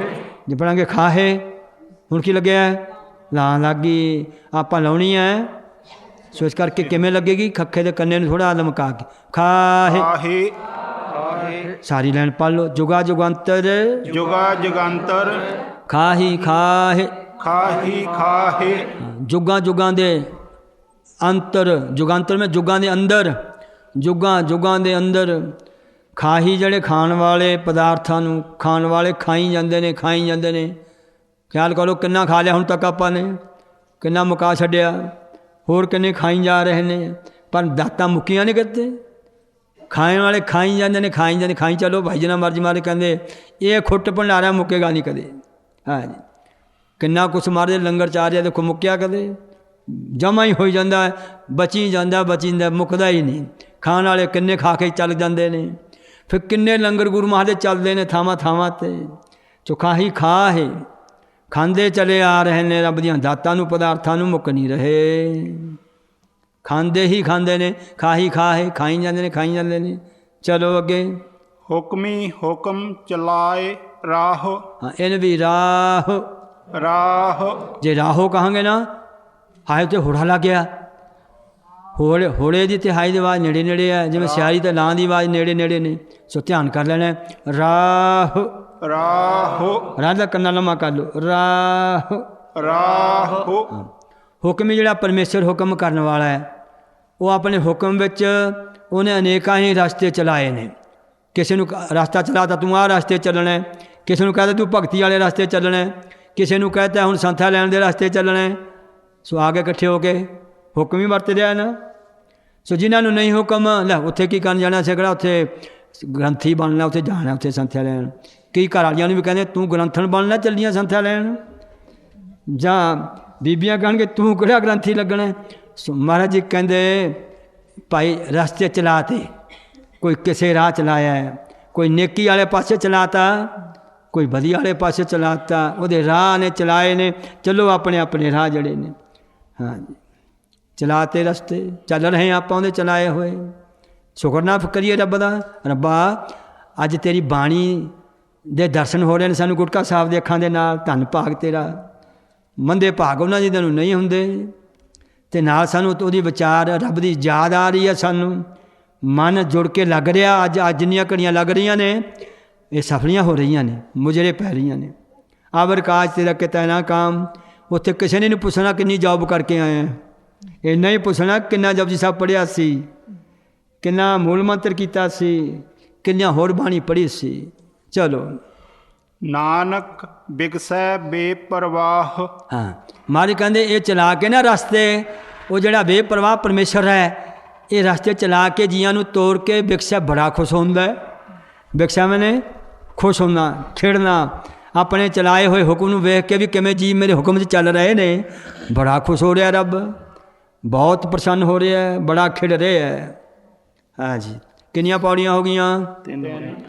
ਹਾਂ, ਫਿਰ ਅਗਲੀ ਕਿਵੇਂ ਸ਼ੁਰੂ ਹੋਣ ਲੱਗੀ ਆ? ਚੌਥੀ। ਕਰੋ ਕਿਰਪਾ, ਫਿਰ ਚੌਥਾ ਬੋਲੋ ਕੋਈ ਜਵਾਨ। ਸਾਚਾ ਸਾਹਿਬ ਨਹੀਂ, ਅੱਗੇ ਦੇ ਦਿਓ, ਫਿਰ ਪੌੜੀ ਪੂਰੀ ਨਹੀਂ ਹੋਗੀ। ਦੇਤਾ, ਚਲੋ ਆਵਾਜ਼ ਠੀਕ ਹੈ। ਪ੍ਰਭੂ ਜੀ ਬੋਲ ਰਹੇ ਨੇ। ਚਲੋ ਸਾਚਾ ਸਾਹਿਬ ਸਾਚ ਨਾਏ ਭਾਖਿਆ ਭਾਉ ਅਪਾਰ। ਇਹਨੂੰ ਭਾਉ ਨਹੀਂ ਪੜ੍ਹਨਾ, ਭਾਉ। ਦੇਖੋ ਕਿੰਨਾ ਫਰਕ ਪੈ ਜੂ। ਭੱਬੇ ਨੂੰ ਕੰਨਾ ਨਾ ਲਾਈਏ ਨਾ। ਭਾਉ ਦੇ 2 ਅਰਥ ਨੇ ਜੇ ਕੰਨਾ ਲਾ ਕੇ ਪੜ੍ਹੀਏ। ਭਾਉ ਮੀਨਜ ਕਾਇੰਡ, ਕਿਸਮਾਂ, ਪ੍ਰਕਾਰ।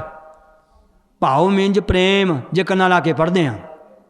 ਜੇ ਕੰਨਾ ਨਹੀਂ ਲਾਉਂਦੇ, ਭੌਏ ਪੜ੍ਹਦੇ ਹਾਂ, ਭਾਉ ਦਾ ਸੁਣਿਆ ਡਰ। ਸੋ ਅਰਥ 'ਚ ਫਰਕ ਪੈ ਜਾਊਗਾ। ਭੱਬੇ ਨੂੰ ਕੰਨਾ ਲਾ ਕੇ ਪੜ੍ਹਾਂਗੇ ਭਾਉ।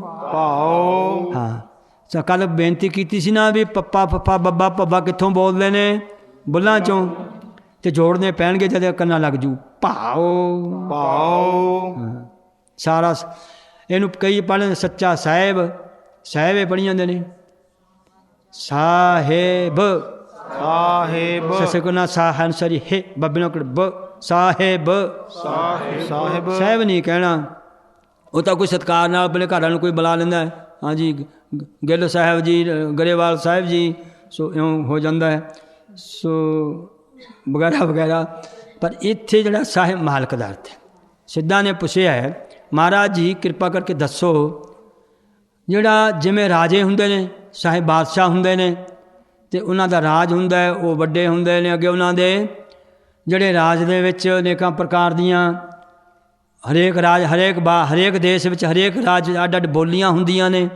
ਉਹ ਰੱਬ ਦੀਆਂ ਵੀ ਬੋਲੀਆਂ ਹੁੰਦੀਆਂ ਹੋਣਗੀਆਂ। ਰੱਬ ਵੀ ਜਿਹੜਾ ਕੋਈ ਸਾਹਿਬ ਇੱਦਾਂ ਦਾ ਕੋਈ ਹੈ, ਸੋ ਸਤਿਗੁਰੂ ਫਿਰ ਉੱਤਰ ਦਿੰਦੇ ਨੇ, ਭਾਈ ਜਿਹੜੇ ਬਾਦਸ਼ਾਹ ਨੇ ਉਹ ਸੱਚੇ ਸਾਹਿਬ ਨਹੀਂ ਹੈਗੇ, ਉਹ ਤਾਂ ਝੂਠੇ ਬਾਦਸ਼ਾਹ ਨੇ। ਕਿੰਨੇ ਬਾਦਸ਼ਾਹ ਹੋ ਕੇ ਪਿੱਛੇ ਚਲੇ ਗਏ। ਉਹਨਾਂ ਬਾਦਸ਼ਾਹ ਦੇ ਕਿਲੇ ਪਏ ਨੇ, ਕਬੂਤਰ ਬੋਲਦੇ ਆ, ਉੱਥੇ ਭਈਏ ਬੈਠੇ ਨੇ, ਕਿਸੇ ਵੇਲੇ ਚਿੜੀ ਨਹੀਂ ਸੀ ਜਾ ਸਕਦੀ ਅੰਦਰ। ਉਹ ਸੱਚੇ ਨਹੀਂ ਹੈਗੇ, ਆਏ ਅਤੇ ਚਲੇ ਗਏ।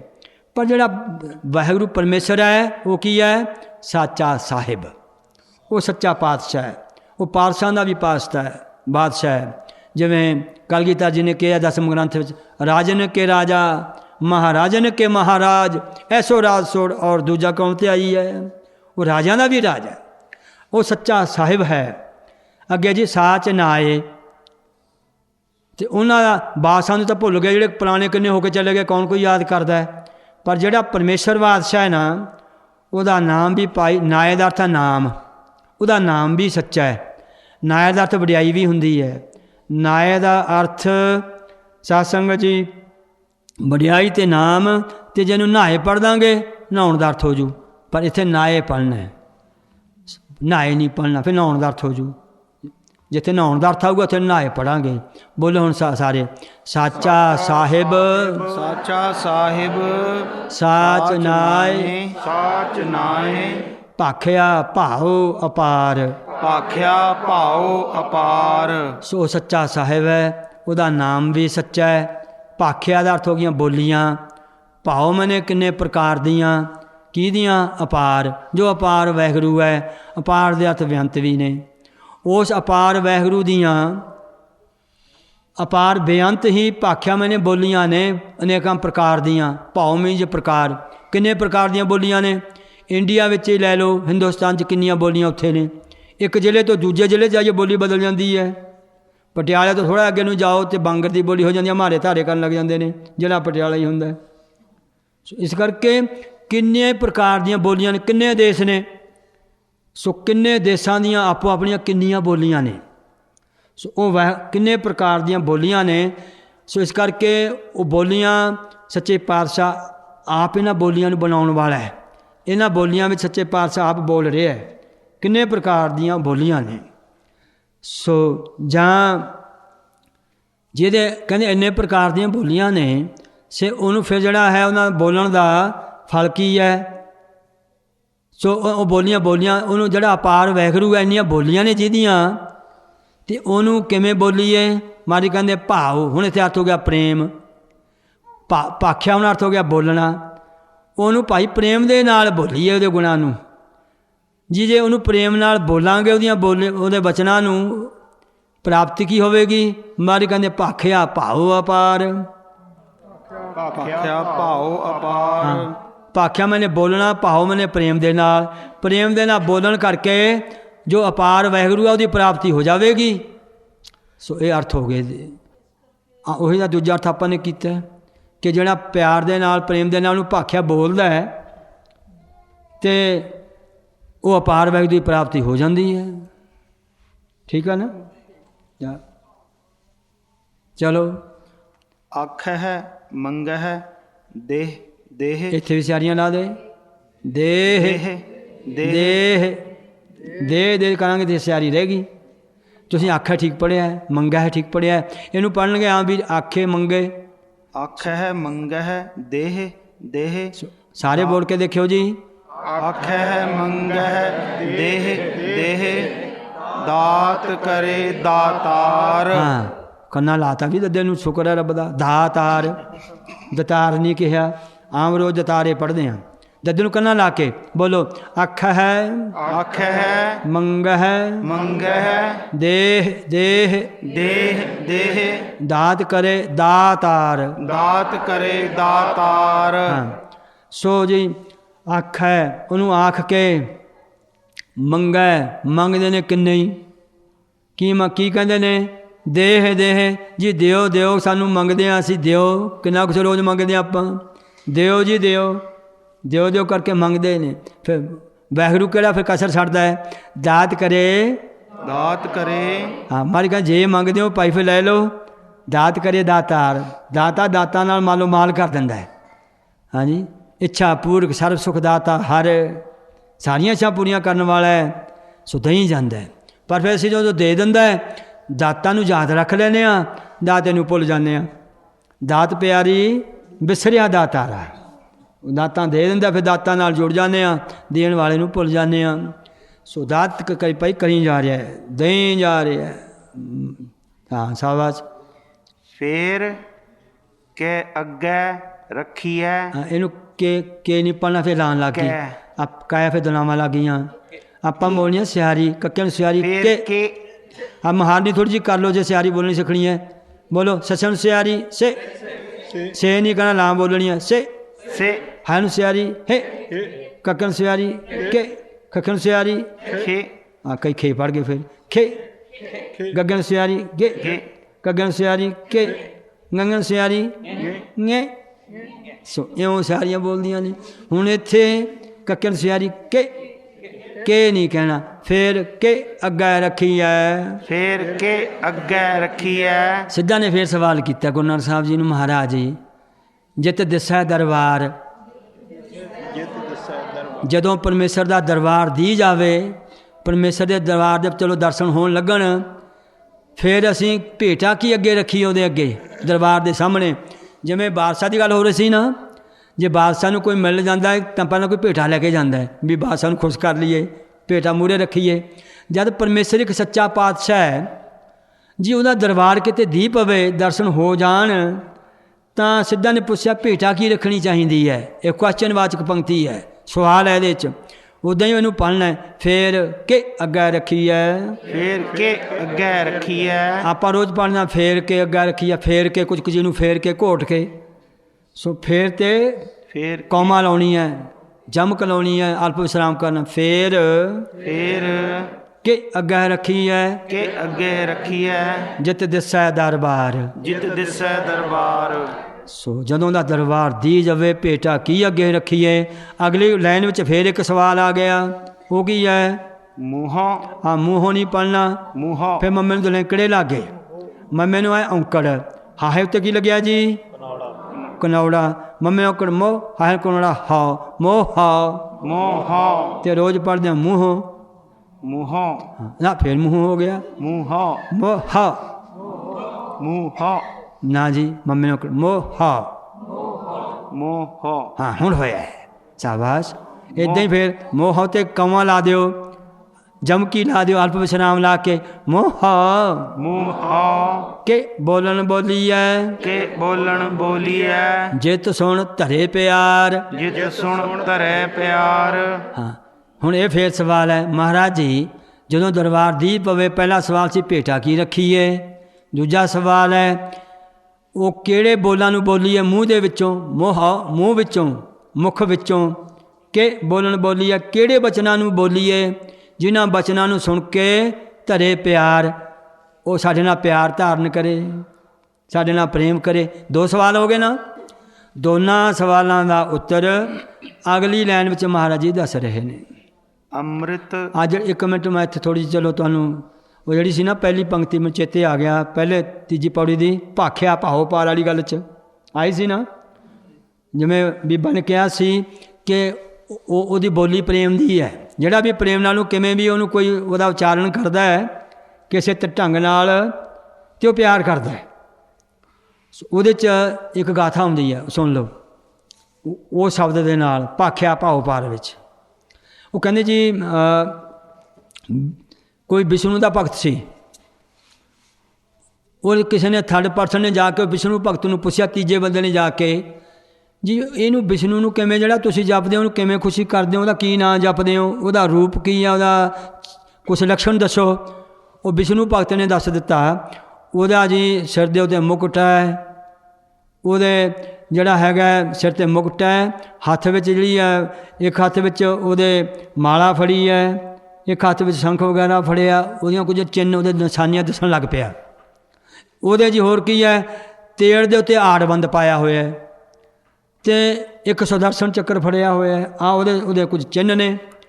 ਉਹ ਵਿਚਾਰਾ ਮੇਰੇ ਵਰਗਾ ਸਧਾਰਨ ਜਿਹਾ ਸੀ ਜੱਟ, ਥੀ ਪ੍ਰੇਮੀ, ਅੰਦਰ ਪ੍ਰੇਮ ਦੀ ਗੱਲ ਹੈ ਨਾ। ਅਤੇ ਇਸ ਕਰਕੇ ਜਦੋਂ ਉਹਨੇ ਸਾਰੇ ਚਿੰਨ੍ਹ ਦੱਸ ਦਿੱਤੇ ਅਤੇ ਜਦੋਂ ਘਰੇ ਆਇਆ ਨਾ, ਭਗਤੀ ਕਰਨ ਬਹਿ ਗਿਆ ਵੀ ਮੈਂ ਰੱਬ ਨੂੰ ਮਨਾ ਲਵਾਂ, ਬਾਕੀ ਚਿੰਨ੍ਹ ਤਾਂ ਭੁੱਲ ਗਿਆ, ਇਕੱਲਾ ਆੜਬੰਦ ਚੇਤੇ ਰਹਿ ਗਿਆ, ਬਾਕੀ ਭੁੱਲ ਗਿਆ। ਅਤੇ ਬੈਠਾ ਕਰਨੀ ਜਾਂਦਾ ਆੜਬੰਦ ਆੜਬੰਦ ਆੜਬੰਦ, ਇਹਦੇ ਸਿਮਰਨ ਸ਼ੁਰੂ ਕਰ ਦਿੱਤਾ। ਪ੍ਰੇਮ ਹੈ ਨਾ ਅੰਦਰ। ਸੋ ਜਦੋਂ 2 ਦਿਨ ਲੰਘੇ ਅਤੇ ਜਪੀ ਜਾ ਰਿਹਾ, ਵਿਸ਼ਨੂੰ ਕਹਿਣ ਲੱਗਾ ਲక్ష్ਮੀ ਨੂੰ, ਲక్ష్ਮੀ ਆ ਮੇਰੇ ਇੱਕ ਨਵਾਂ ਹੀ ਭਗਤ ਜੰਮ ਪਿਆ, ਉਹਨੇ ਮੇਰਾ ਨਵਾਂ ਹੀ ਨਾਂ ਰੱਖ ਲਿਆ ਆੜਬੰਦ। ਪਰ ਪ੍ਰੇਮ ਵੇਖੋ ਉਹਦਾ ਕਿੰਨਾ ਹੈ। ਅਤੇ ਜਾ ਕੇ ਮਿਲਣਾ ਪਊ ਉਹਨੂੰ, ਚੱਲੀਏ ਨਾਲੇ ਤੂੰ ਵੀ ਦਰਸ਼ਨ ਕਰ ਲਈ। ਆ ਗਏ ਜੀ ਬਾਹਰ, ਵਿਚਾਰਾ ਖੂਹ ਦੇ ਕਿਨਾਰੇ ਦੇ ਬਾਹਰ ਬੈਠਾ ਹੋਇਆ ਸੀ, ਜਪੀ ਜਾ ਰਿਹਾ ਆੜਵੰਦ ਆੜਵੰਦ। ਅਤੇ ਦਸ਼ਮੀ ਜਦੋਂ ਨੇੜੇ ਚੱਲ ਗਏ, ਵਿਸ਼ਨੂੰ ਨੂੰ ਕਹਿਣ ਲੱਗੇ ਜੀ ਤੂੰ ਬੈਠ ਪਿੱਛੇ, ਮੈਂ ਇਹਦੀ ਪ੍ਰੀਖਿਆ ਤਾਂ ਲੈ ਲਵਾਂ ਵੀ ਕਿੰਨਾ ਕੁ ਤੇਰਾ ਸੱਚਾ ਭਗਤ ਹੈ। ਅਤੇ ਚਲੀ ਗਈ ਕੋਲ। ਹੁਣ ਅੱਕਿਆ ਹੋਇਆ ਸੀ ਵਿਚਾਰਾ, ਕਈ ਦਿਨ ਲੰਘ ਗਏ ਜੇ ਮਿਲੇ ਨਹੀਂ ਸੀ ਕੁਛ, ਕਹਿੰਦਾ ਵੀ ਐਵੇਂ ਮੈਨੂੰ ਖਪਾਇਆ ਹੋਇਆ, ਅੰਦਰ ਸੋਚਦਾ ਵੀ ਹੈ ਅਤੇ ਜਪੀ ਵੀ ਜਾਂਦਾ, ਅੱਕਿਆ ਵੀ ਪਿਆ। ਅਤੇ ਸਾਹਮਣੇ ਜਾ ਕੇ ਕਹਿਣ ਲੱਗੀ, ਅਤੇ ਉਹ ਜਿਹੜੇ ਮੌਣ ਦੇ ਉੱਤੇ ਬੈਠਾ ਸੀ ਉਹਦੀ ਮਨ ਵੀ ਢੱਠੀ ਹੋਈ ਸੀ ਖੂਹ ਦੀ। ਕੰਧ ਹੁੰਦੀ ਹੈ ਨਾ ਮੌਣ ਦਾ, ਹੁਣ ਵਾਲਿਆਂ ਨੂੰ ਤਾਂ ਪਤਾ ਨਹੀਂ ਵੀ ਮੌਣ ਕੀ ਹੁੰਦੀ ਹੈ। ਜਿਹੜੀ ਖੂਹ ਦੀ ਉੱਪਰਲੀ ਕੰਧ ਬਣੀ ਹੁੰਦੀ ਆ ਉਹ ਥੋੜ੍ਹੀ ਜਿਹੀ ਢੱਠੀ ਸੀ। ਅਤੇ ਜਾ ਕੇ ਪੁੱਛਣ ਲੱਗੀ ਸਾਹਮਣੇ ਜਾ ਕੇ ਵੀ ਕਿਹਦਾ ਨਾਮ ਜਪਦਾ ਹੈ? ਹੱਕਿਆ ਹੋਇਆ ਸੀ, ਕਹਿੰਦਾ ਤੇਰੇ ਖਸਮ ਦਾ। ਉਹ ਕਹਿਣ ਲੱਗੀ ਇਹਨੂੰ ਤਾਂ ਅੰਤਰਜਾਮਤਾ ਹੋ ਗਈ, ਬਾਕੀ ਮੇਰੇ ਘਰ ਵਾਲੇ ਦਾ ਨਾਮ ਲੈ ਦਿੱਤਾ, ਭਗਤ ਸੱਚਾ ਹੀ ਲੱਗਦਾ, ਇਹਨੂੰ ਤਾਂ ਅੰਤਰਜਾਮੀ ਜੋ ਹੋ ਗਿਆ, ਇਹਨੂੰ ਕਿਹਨੇ ਦੱਸਿਆ ਵੀ ਮੇਰਾ ਉਹ ਖਸਮ ਹੈ। ਫਿਰ ਕਹਿੰਦੀ ਥੋੜ੍ਹੀ ਜਿਹੀ ਹੋਰ ਤਾਂ ਪ੍ਰੀਖਿਆ ਲਈਏ। ਕਹਿੰਦੀ ਉਹ ਰਹਿੰਦਾ ਕਿੱਥੇ ਹੈ? ਕਹਿੰਦਾ ਟੱਠੇ ਖੂਹ 'ਤੇ ਉੱਥੇ ਬੈਠਾ ਹੋਇਆ ਹੈ। ਸੋ ਬੜੇ ਚਾਅ ਨਾਲ ਆਈ ਆ ਕੇ ਕਹਿਣ ਲੱਗੀ ਤੇਰਾ ਭਗਤ ਤੇ ਉਹ ਬੜਾ ਹੀ ਅੰਤਰਜਾਮੀ, ਤੇਰੇ ਨਾਲੋਂ ਹੀ ਵੱਡਾ ਲੱਗਦਾ ਮੈਨੂੰ। ਕਹਿੰਦਾ ਵੇਖ ਲਾ ਫਿਰ ਮੇਰੇ ਭਗਤ ਇੱਦਾਂ ਦੇ ਨੇ। ਆ ਕੇ ਫਿਰ ਉਹਨੂੰ ਦਰਸ਼ਨ ਦਿੱਤੇ, ਕਹਿਣ ਲੱਗਿਆ ਵਾਹ ਵੀ ਵਧੀਆ ਤੂੰ ਮੇਰਾ ਨਾਂ ਰੱਖਿਆ। ਇਹ ਨਾਂ ਤਾਂ ਸ਼ੇਸ਼ ਨਾਗ ਨੂੰ ਨਹੀਂ ਪਤਾ ਜਿਹੜਾ ਜੋ ਰੋਜ਼ ਨਵੇਂ 1000 ਨਾਂ ਲੈਂਦਾ ਹੈ। ਸ਼ਾਬਾਸ਼ ਤੇਰੇ, ਤੂੰ ਮੇਰਾ ਵਧੀਆ। ਇਉਂ ਫਿਰ ਜਿਹੜਾ ਸੀ ਪ੍ਰਗਟ ਹੋ ਜਾਂਦਾ ਹੈ। ਜੇ ਕੋਈ ਉਹਨੂੰ ਪ੍ਰੇਮ ਦੇ ਨਾਲ ਜਪੇ, ਭਾਖਿਆ ਭਾਵ ਅਪਾਰ, ਪ੍ਰੇਮ ਦੇ ਨਾਲ ਕੋਈ ਭਾਖੇ ਬੋਲੇ ਸੋ ਪ੍ਰਗਟ ਹੋ ਜਾਂਦਾ। ਪ੍ਰੇਮ ਹੋਵੇ, ਫਾਰਮੈਲਿਟੀ ਨਾ ਹੋਵੇ। ਚਲੋ ਜੀ ਅੱਗੇ। ਹਾਂ ਜੀ, ਕੱਲ੍ਹ ਤੋਂ ਆੜਵੰਦ ਨਾਲ ਸ਼ੁਰੂ ਕਰਨ ਲੱਗ ਜਾਓ, ਆਪਣਾ ਤਾਂ ਵਾਹਿਗੁਰੂ ਮੰਤਰੀ ਹੈ, ਪ੍ਰੇਮ ਨਾਲ ਇਹਨੂੰ ਜਪ ਲਿਓ। ਚਲੋ ਅੱਗੇ। ਅੰਮ੍ਰਿਤ ਵੇਲਾ ਸੱਚ ਨਾਉ ਠੀਕ ਹੈ, ਵਡਿਆਈ ਵਿਚਾਰ। ਠੀਕ ਹੈ। ਇਹਨੂੰ ਜੀ ਅੰਮ੍ਰਿਤ ਨਹੀਂ ਪੜ੍ਹਨਾ, ਇਹਨਾਂ ਨੇ ਚਲੋ ਠੀਕ ਪੜ੍ਹਿਆ, ਮੇਰੀ ਕਿਰਪਾ ਹੋ ਗਈ। ਕਈ ਅੰਮ੍ਰਿਤ ਪੜ੍ਹਦੇ ਨੇ, ਅੰਮ੍ਰਿਤ ਫਿਰ ਆਰਾ ਪੂਰਾ ਲੱਗ ਗਿਆ, ਨਾਲੇ ਆੜੇ ਦੀ ਟਿੱਪੀ ਨਹੀਂ ਲੱਗੀ। ਇਹਨੂੰ ਪੜ੍ਹਨਾ ਅੰਮ੍ਰਿਤ ਅੰਮ੍ਰਿਤ। ਹਾਂ, ਹੁਣ ਅੱਧਾ ਆਰਾ ਲੱਗਿਆ ਨਾ ਅੰਮ੍ਰਿਤ। ਹੁਣ ਦੋਏ ਸਵਾਲਾਂ ਦਾ ਉੱਤਰ ਗੁਰੂ ਮਹਾਰਾਜ ਜੀ ਇਹਦੇ 'ਚੋਂ ਦੇ ਰਹੇ ਨੇ ਇਸ ਪੰਕਤੀ 'ਚ। ਪਹਿਲਾ ਸਵਾਲ ਸੀ ਭੇਟਾ ਕੀ ਰੱਖੀਏ, ਦੂਜਾ ਸਵਾਲ ਸੀ ਮੂੰਹ ਤੋਂ ਕਿਹੜੇ ਬਚਨ ਬੋਲੀਏ ਤਾਂ ਰੱਬ ਪਿਆਰ ਕਰੇ। ਆਹ ਉੱਤਰ ਦਿੱਤਾ ਹੈ ਅੰਮ੍ਰਿਤ ਵੇਲਾ। ਅੰਮ੍ਰਿਤ ਵੇਲਾ ਮਹਾਰਾਜ ਕਹਿੰਦੇ ਅੰਮ੍ਰਿਤ ਵੇਲੇ ਉੱਠਣਾ, ਇਹ ਉਹਦੇ ਦਰ 'ਤੇ ਭੇਟਾ ਰੱਖਣੀ ਹੈ। ਅਤੇ ਮੂੰਹ 'ਚੋਂ ਕੀ ਬੋਲਣਾ ਹੈ? ਸੱਚ ਨਾਮ। ਸੱਚ ਨਾਮ। ਮੱਚੇ ਨਾਮ ਨੂੰ ਅੰਮ੍ਰਿਤ ਵੇਲੇ ਉੱਠ ਕੇ ਜਪੀਏ। ਹੋਰ ਕੀ? ਵਡਿਆਈ ਵਿਚਾਰ, ਅਤੇ ਉਹਦੀਆਂ ਵਡਿਆਈਆਂ ਦਾ ਕਰੀਏ ਵਿਚਾਰ। ਮਹਾਰਾਜ ਕਹਿੰਦੇ ਇਹ ਮੂੰਹ 'ਚੋਂ ਬੋਲਣਾ ਹੈ ਅਤੇ ਭੇਟਾ ਰੱਖਣੀ ਅੰਮ੍ਰਿਤ ਵੇਲੇ ਦਾ ਉੱਠਣਾ। ਇਹੀ ਕਹਿੰਦੇ ਔਖਾ ਹੈ, ਉਹੀ ਤਾਂ ਸੌਣ ਦਾ ਵੇਲਾ ਹੁੰਦਾ, ਉਹ ਵੀ ਉਠਾਉਂਦੇ ਹੋ। ਅੰਮ੍ਰਿਤ ਵੇਲਾ ਜਿਹੜਾ ਭਾਈ ਬਹੁਤ ਜ਼ਰੂਰੀ ਹੈ। ਹਾਂ, ਫਰੀਦਾ ਪਿਛਲ ਰਾਤ ਨਾ ਜਾਗੇ ਓਏ, ਜੀਵਦਿਆਂ ਮੋਏ ਓਏ। ਬਾਬਾ ਫਰੀਦ ਜੀ ਕਹਿੰਦੇ ਜਿਹੜੇ ਪਿਛਲ ਅੰਮ੍ਰਿਤ ਵੇਲੇ ਨਹੀਂ ਜਾਗਦੇ, ਜਿਉਂਦੇ ਮਰਿਆਂ ਵਰਗੇ ਨੇ। ਸੋ ਇਸ ਲਈ ਇਹ ਉਹਦੇ ਦਰ ਦੀ ਭੇਟਾ ਰੱਖਣੀ ਹੈ, ਅੰਮ੍ਰਿਤ ਵੇਲੇ ਉੱਠਣਾ। ਸੋ ਕੱਲ੍ਹ ਤੋਂ ਉੱਠਣਾ ਸ਼ੁਰੂ ਕਰ ਲਓ। ਅੱਗੇ ਜੀ। ਕਰਮੀ ਆਵੈ ਕੱਪੜਾ ਹਾਂ, ਨਦਰੀ ਮੋਖ ਦੁਆਰ। ਸੋ ਕਰਮੀ ਆਵੈ ਕੱਪੜਾ। ਕਰਮੀ ਦੇ ਦੋ ਅਰਥ ਨੇ, ਕਰਮਾਨੁਸਾਰ ਵੀ ਕਰਮੀ। ਕਰਮੀ ਨਾਮ ਫਾਰਸੀ ਦੀ ਬੋਲੀ ਵਿੱਚ ਬਖਸ਼ਿਸ਼ ਨੂੰ ਕਹਿੰਦੇ ਨੇ, ਕਿਰਪਾ ਨੂੰ ਕਹਿੰਦੇ ਨੇ। ਕੱਪੜਾ ਕਿਹੜਾ ਆਇਆ? ਆ ਦੂਜੇ ਆਪਣੇ ਸੂਟਾਂ ਦੀ ਭਾਵਨੀ, ਚਲੋ ਉਹ ਵੀ ਕਰਮਾਂ ਨਾਲ ਮਿਲ ਹੀ ਜਾਂਦੇ ਨੇ, ਬਥੇਰੇ ਦਿੰਦਾ ਰੱਬ। ਪਰ ਇਹ ਕੱਪੜੇ ਦਾ ਅਰਥ ਹੈ ਸਰੀਰ ਰੂਪੀ ਕੱਪੜਾ, ਆ ਦੇਹ ਰੂਪੀ ਕੱਪੜਾ। ਇਹ ਪਿਛਲੇ ਕਰਮਾਂ ਅਨੁਸਾਰ ਮਿਲਦਾ ਹੈ। ਜਿਹੇ ਜੋ ਕੋਈ ਕਰਮਾਂ ਕਰਦਾ ਹੈ ਉਹ ਜਿਹਾ ਇਹ ਕੱਪੜਾ ਮਿਲ ਜਾਂਦਾ ਦੇਹ ਰੂਪੀ। ਸੋ ਦੇਹਾਂ ਵੀ ਕਿੰਨੀਆਂ ਨੇ, ਜਿਹਾ ਜੋ ਕੋਈ ਪਿੱਛੇ ਕਰਮ ਕਰਕੇ ਆਇਆ ਉਹੋ ਜਿਹਾ ਭਾਈ ਦੇਹ ਰੂਪੀ ਕੱਪੜਾ ਮਿਲ ਗਿਆ। ਮਨੁੱਖ ਕੋ ਨੇ ਜਿਨ੍ਹਾਂ ਨੇ ਵਿਚਾਰੇ ਧਰਤੀ ਪੁੰਜੇ ਜ਼ਮੀਨ 'ਤੇ ਪੈਂਦੇ ਨੇ, ਉੱਪਰ ਨੰਗੇ ਹੀ ਨੇ, ਕੱਪੜਾ ਵੀ ਨਹੀਂ ਮਿਲਦਾ। ਇੱਕ ਕੁੱਤੇ ਬਿੱਲੇ ਨੇ, ਉਹ ਕਾਰਾਂ 'ਚ ਬੈਠੇ ਚੜ੍ਹੇ ਫਿਰਦੇ ਨੇ, ਉਹਨਾਂ ਦੇ ਵੀ ਸੂਟ ਪਾ ਦਿੱਤੇ ਗੋਰਿਆਂ ਨੇ। ਸੋ ਉਹਨਾਂ ਨੂੰ ਦੇ। ਸੋ ਇਸ ਲਈ ਮਹਾਰਾਜ ਜੀ ਕਹਿੰਦੇ ਇਹ ਜਿਹੜਾ ਜਿਹਾ ਜੋ ਕਿ ਜੀ ਪਿੱਛੇ ਕਰਮ ਕਰਕੇ ਆਇਆ ਹੈ ਉਹ ਕਰਮਾਂ ਅਨੁਸਾਰ ਹੀ ਕੱਪੜਾ ਮਿਲਦਾ ਹੈ। ਸੋ ਜੇ ਹੁਣ ਜਿਹੇ ਜਿਹੇ ਕਰਮ ਕਰਾਂਗੇ ਫਿਰ ਵੀ ਇਹੋ ਜਿਹਾ ਕੱਪੜਾ ਅੱਗੇ ਮਿਲੇਗਾ। ਜਾਂ ਫਿਰ ਭਾਈ ਕਰਮ ਨਾਮ ਹੈ ਬਖਸ਼ਿਸ਼ ਦਾ, ਉਹਦੀ ਬਖਸ਼ਿਸ਼ ਨਾਲ ਆ ਸਰੀਰ ਰੂਪੀ ਕੱਪੜਾ ਆਪਾਂ ਨੂੰ ਮਨੁੱਖਾ ਜਾਂ ਨੂੰ ਮਿਲਿਆ, ਉਹਦੀ ਬਖਸ਼ਿਸ਼ ਹੋਈ ਹੈ। ਨਹੀਂ ਪਹਿਲਾਂ ਕਿੰਨੀਆਂ ਜੂਨਾਂ ਵਿੱਚ ਪਿੱਛੇ ਲੰਘਦੇ ਆਇਆ, ਕਿਤੇ ਸੱਪ ਬਣੇ, ਕਿਤੇ ਛਿਪਕਲੀਆਂ ਬਣੇ, ਕਿਤੇ ਠੂਏ ਬਣੇ, ਅਤੇ ਕਿਤੇ ਕੀ ਨਹੀਂ ਬਣੇ। ਉਹਦੀ ਹੋਈ ਬਖਸ਼ਿਸ਼ ਸਾਨੂੰ 84 ਲੱਖ ਜੂਨ ਵਿੱਚੋਂ ਕੱਢ ਕੇ ਇੱਕ ਘੱਟ ਆ ਹੁਣ ਸਰੀਰ ਰੂਪੀ ਕੱਪੜਾ ਦੇ ਦਿੱਤੀ, ਉਹਦੀ ਬਖਸ਼ਿਸ਼ ਹੋਈ। ਫਿਰ ਨਦਰੀ ਪੜ੍ਹ ਜੀ। ਨਦਰੀ ਮੋਖ ਦੁਆਰ। ਨਦਰ, ਉਹਦੀ ਨਦਰ ਨਾਲ, ਜਿਹੜਾ ਨਦਰੀ ਪਰਮੇਸ਼ਰ, ਨਦਰੀ ਦਾ ਅਰਥ ਹੈ ਨਦਰ ਕਰਨ ਵਾਲਾ। ਉਹ ਕੌਣ ਹੈ? ਪਰਮੇਸ਼ਰ। ਉਹਦੀ ਨਦਰ ਨਾਲ, ਉਹਦੀ ਬਖਸ਼ਿਸ਼ ਨਾਲ ਫਿਰ ਕੀ ਮਿਲਿਆ? ਮੋਖ ਦੁਆਰ। ਮੋਖ ਨਾਮ ਹੈ ਮੁਕਤੀ ਦਾ, ਦੁਆਰ ਮੈਨੇ ਦਰਵਾਜ਼ਾ, ਮੁਕਤੀ ਦਾ ਦਰਵਾਜ਼ਾ ਪ੍ਰਾਪਤ ਹੋ ਗਿਆ। ਮੁਕਤੀ ਦਾ ਦਰਵਾਜ਼ਾ ਕੀ ਹੈ? ਗਿਆਨ। ਸੋ ਮੋਖ ਦੁਆਰ, ਮੁਕਤੀ ਦਾ ਦਰਵਾਜ਼ਾ ਗਿਆਨ, ਗਿਆਨ ਨਾਲ ਮੁਕਤੀ ਮਿਲਦੀ ਹੈ। ਸੋ ਉਹ ਨਜ਼ਰ ਉਹਨੇ ਕਰ ਦਿੱਤੀ, ਗਿਆਨ ਵੀ ਪ੍ਰਾਪਤ ਹੋ ਗਿਆ ਜੀ। ਅੱਗੇ ਨਾਨਕ ਏਵੈ ਜਾਣੀਐ। ਹਾਂ, ਇਹਨਾਂ ਨੇ ਠੀਕ ਪੜਿਆ। ਏਵੈ ਆਮ ਪਾਠੀ ਵੀਰ ਪੜ੍ਹ ਜਾਂਦੇ ਨੇ ਐਵੇਂ, ਨਾਨਕ ਐਵੇਂ ਜਾਣੀ ਹੈ। ਹਾਂ, ਉਹ ਐਵੇਂ ਹੀ ਜਾਣਦਾ, ਉਹਨੂੰ ਕੋਈ, ਉਹਨੂੰ ਐਵੇਂ ਹੀ ਆ ਉਹ, ਬਸ ਉਹਨੂੰ ਨਹੀਂ ਕੋਈ ਜਾਣਦਾ।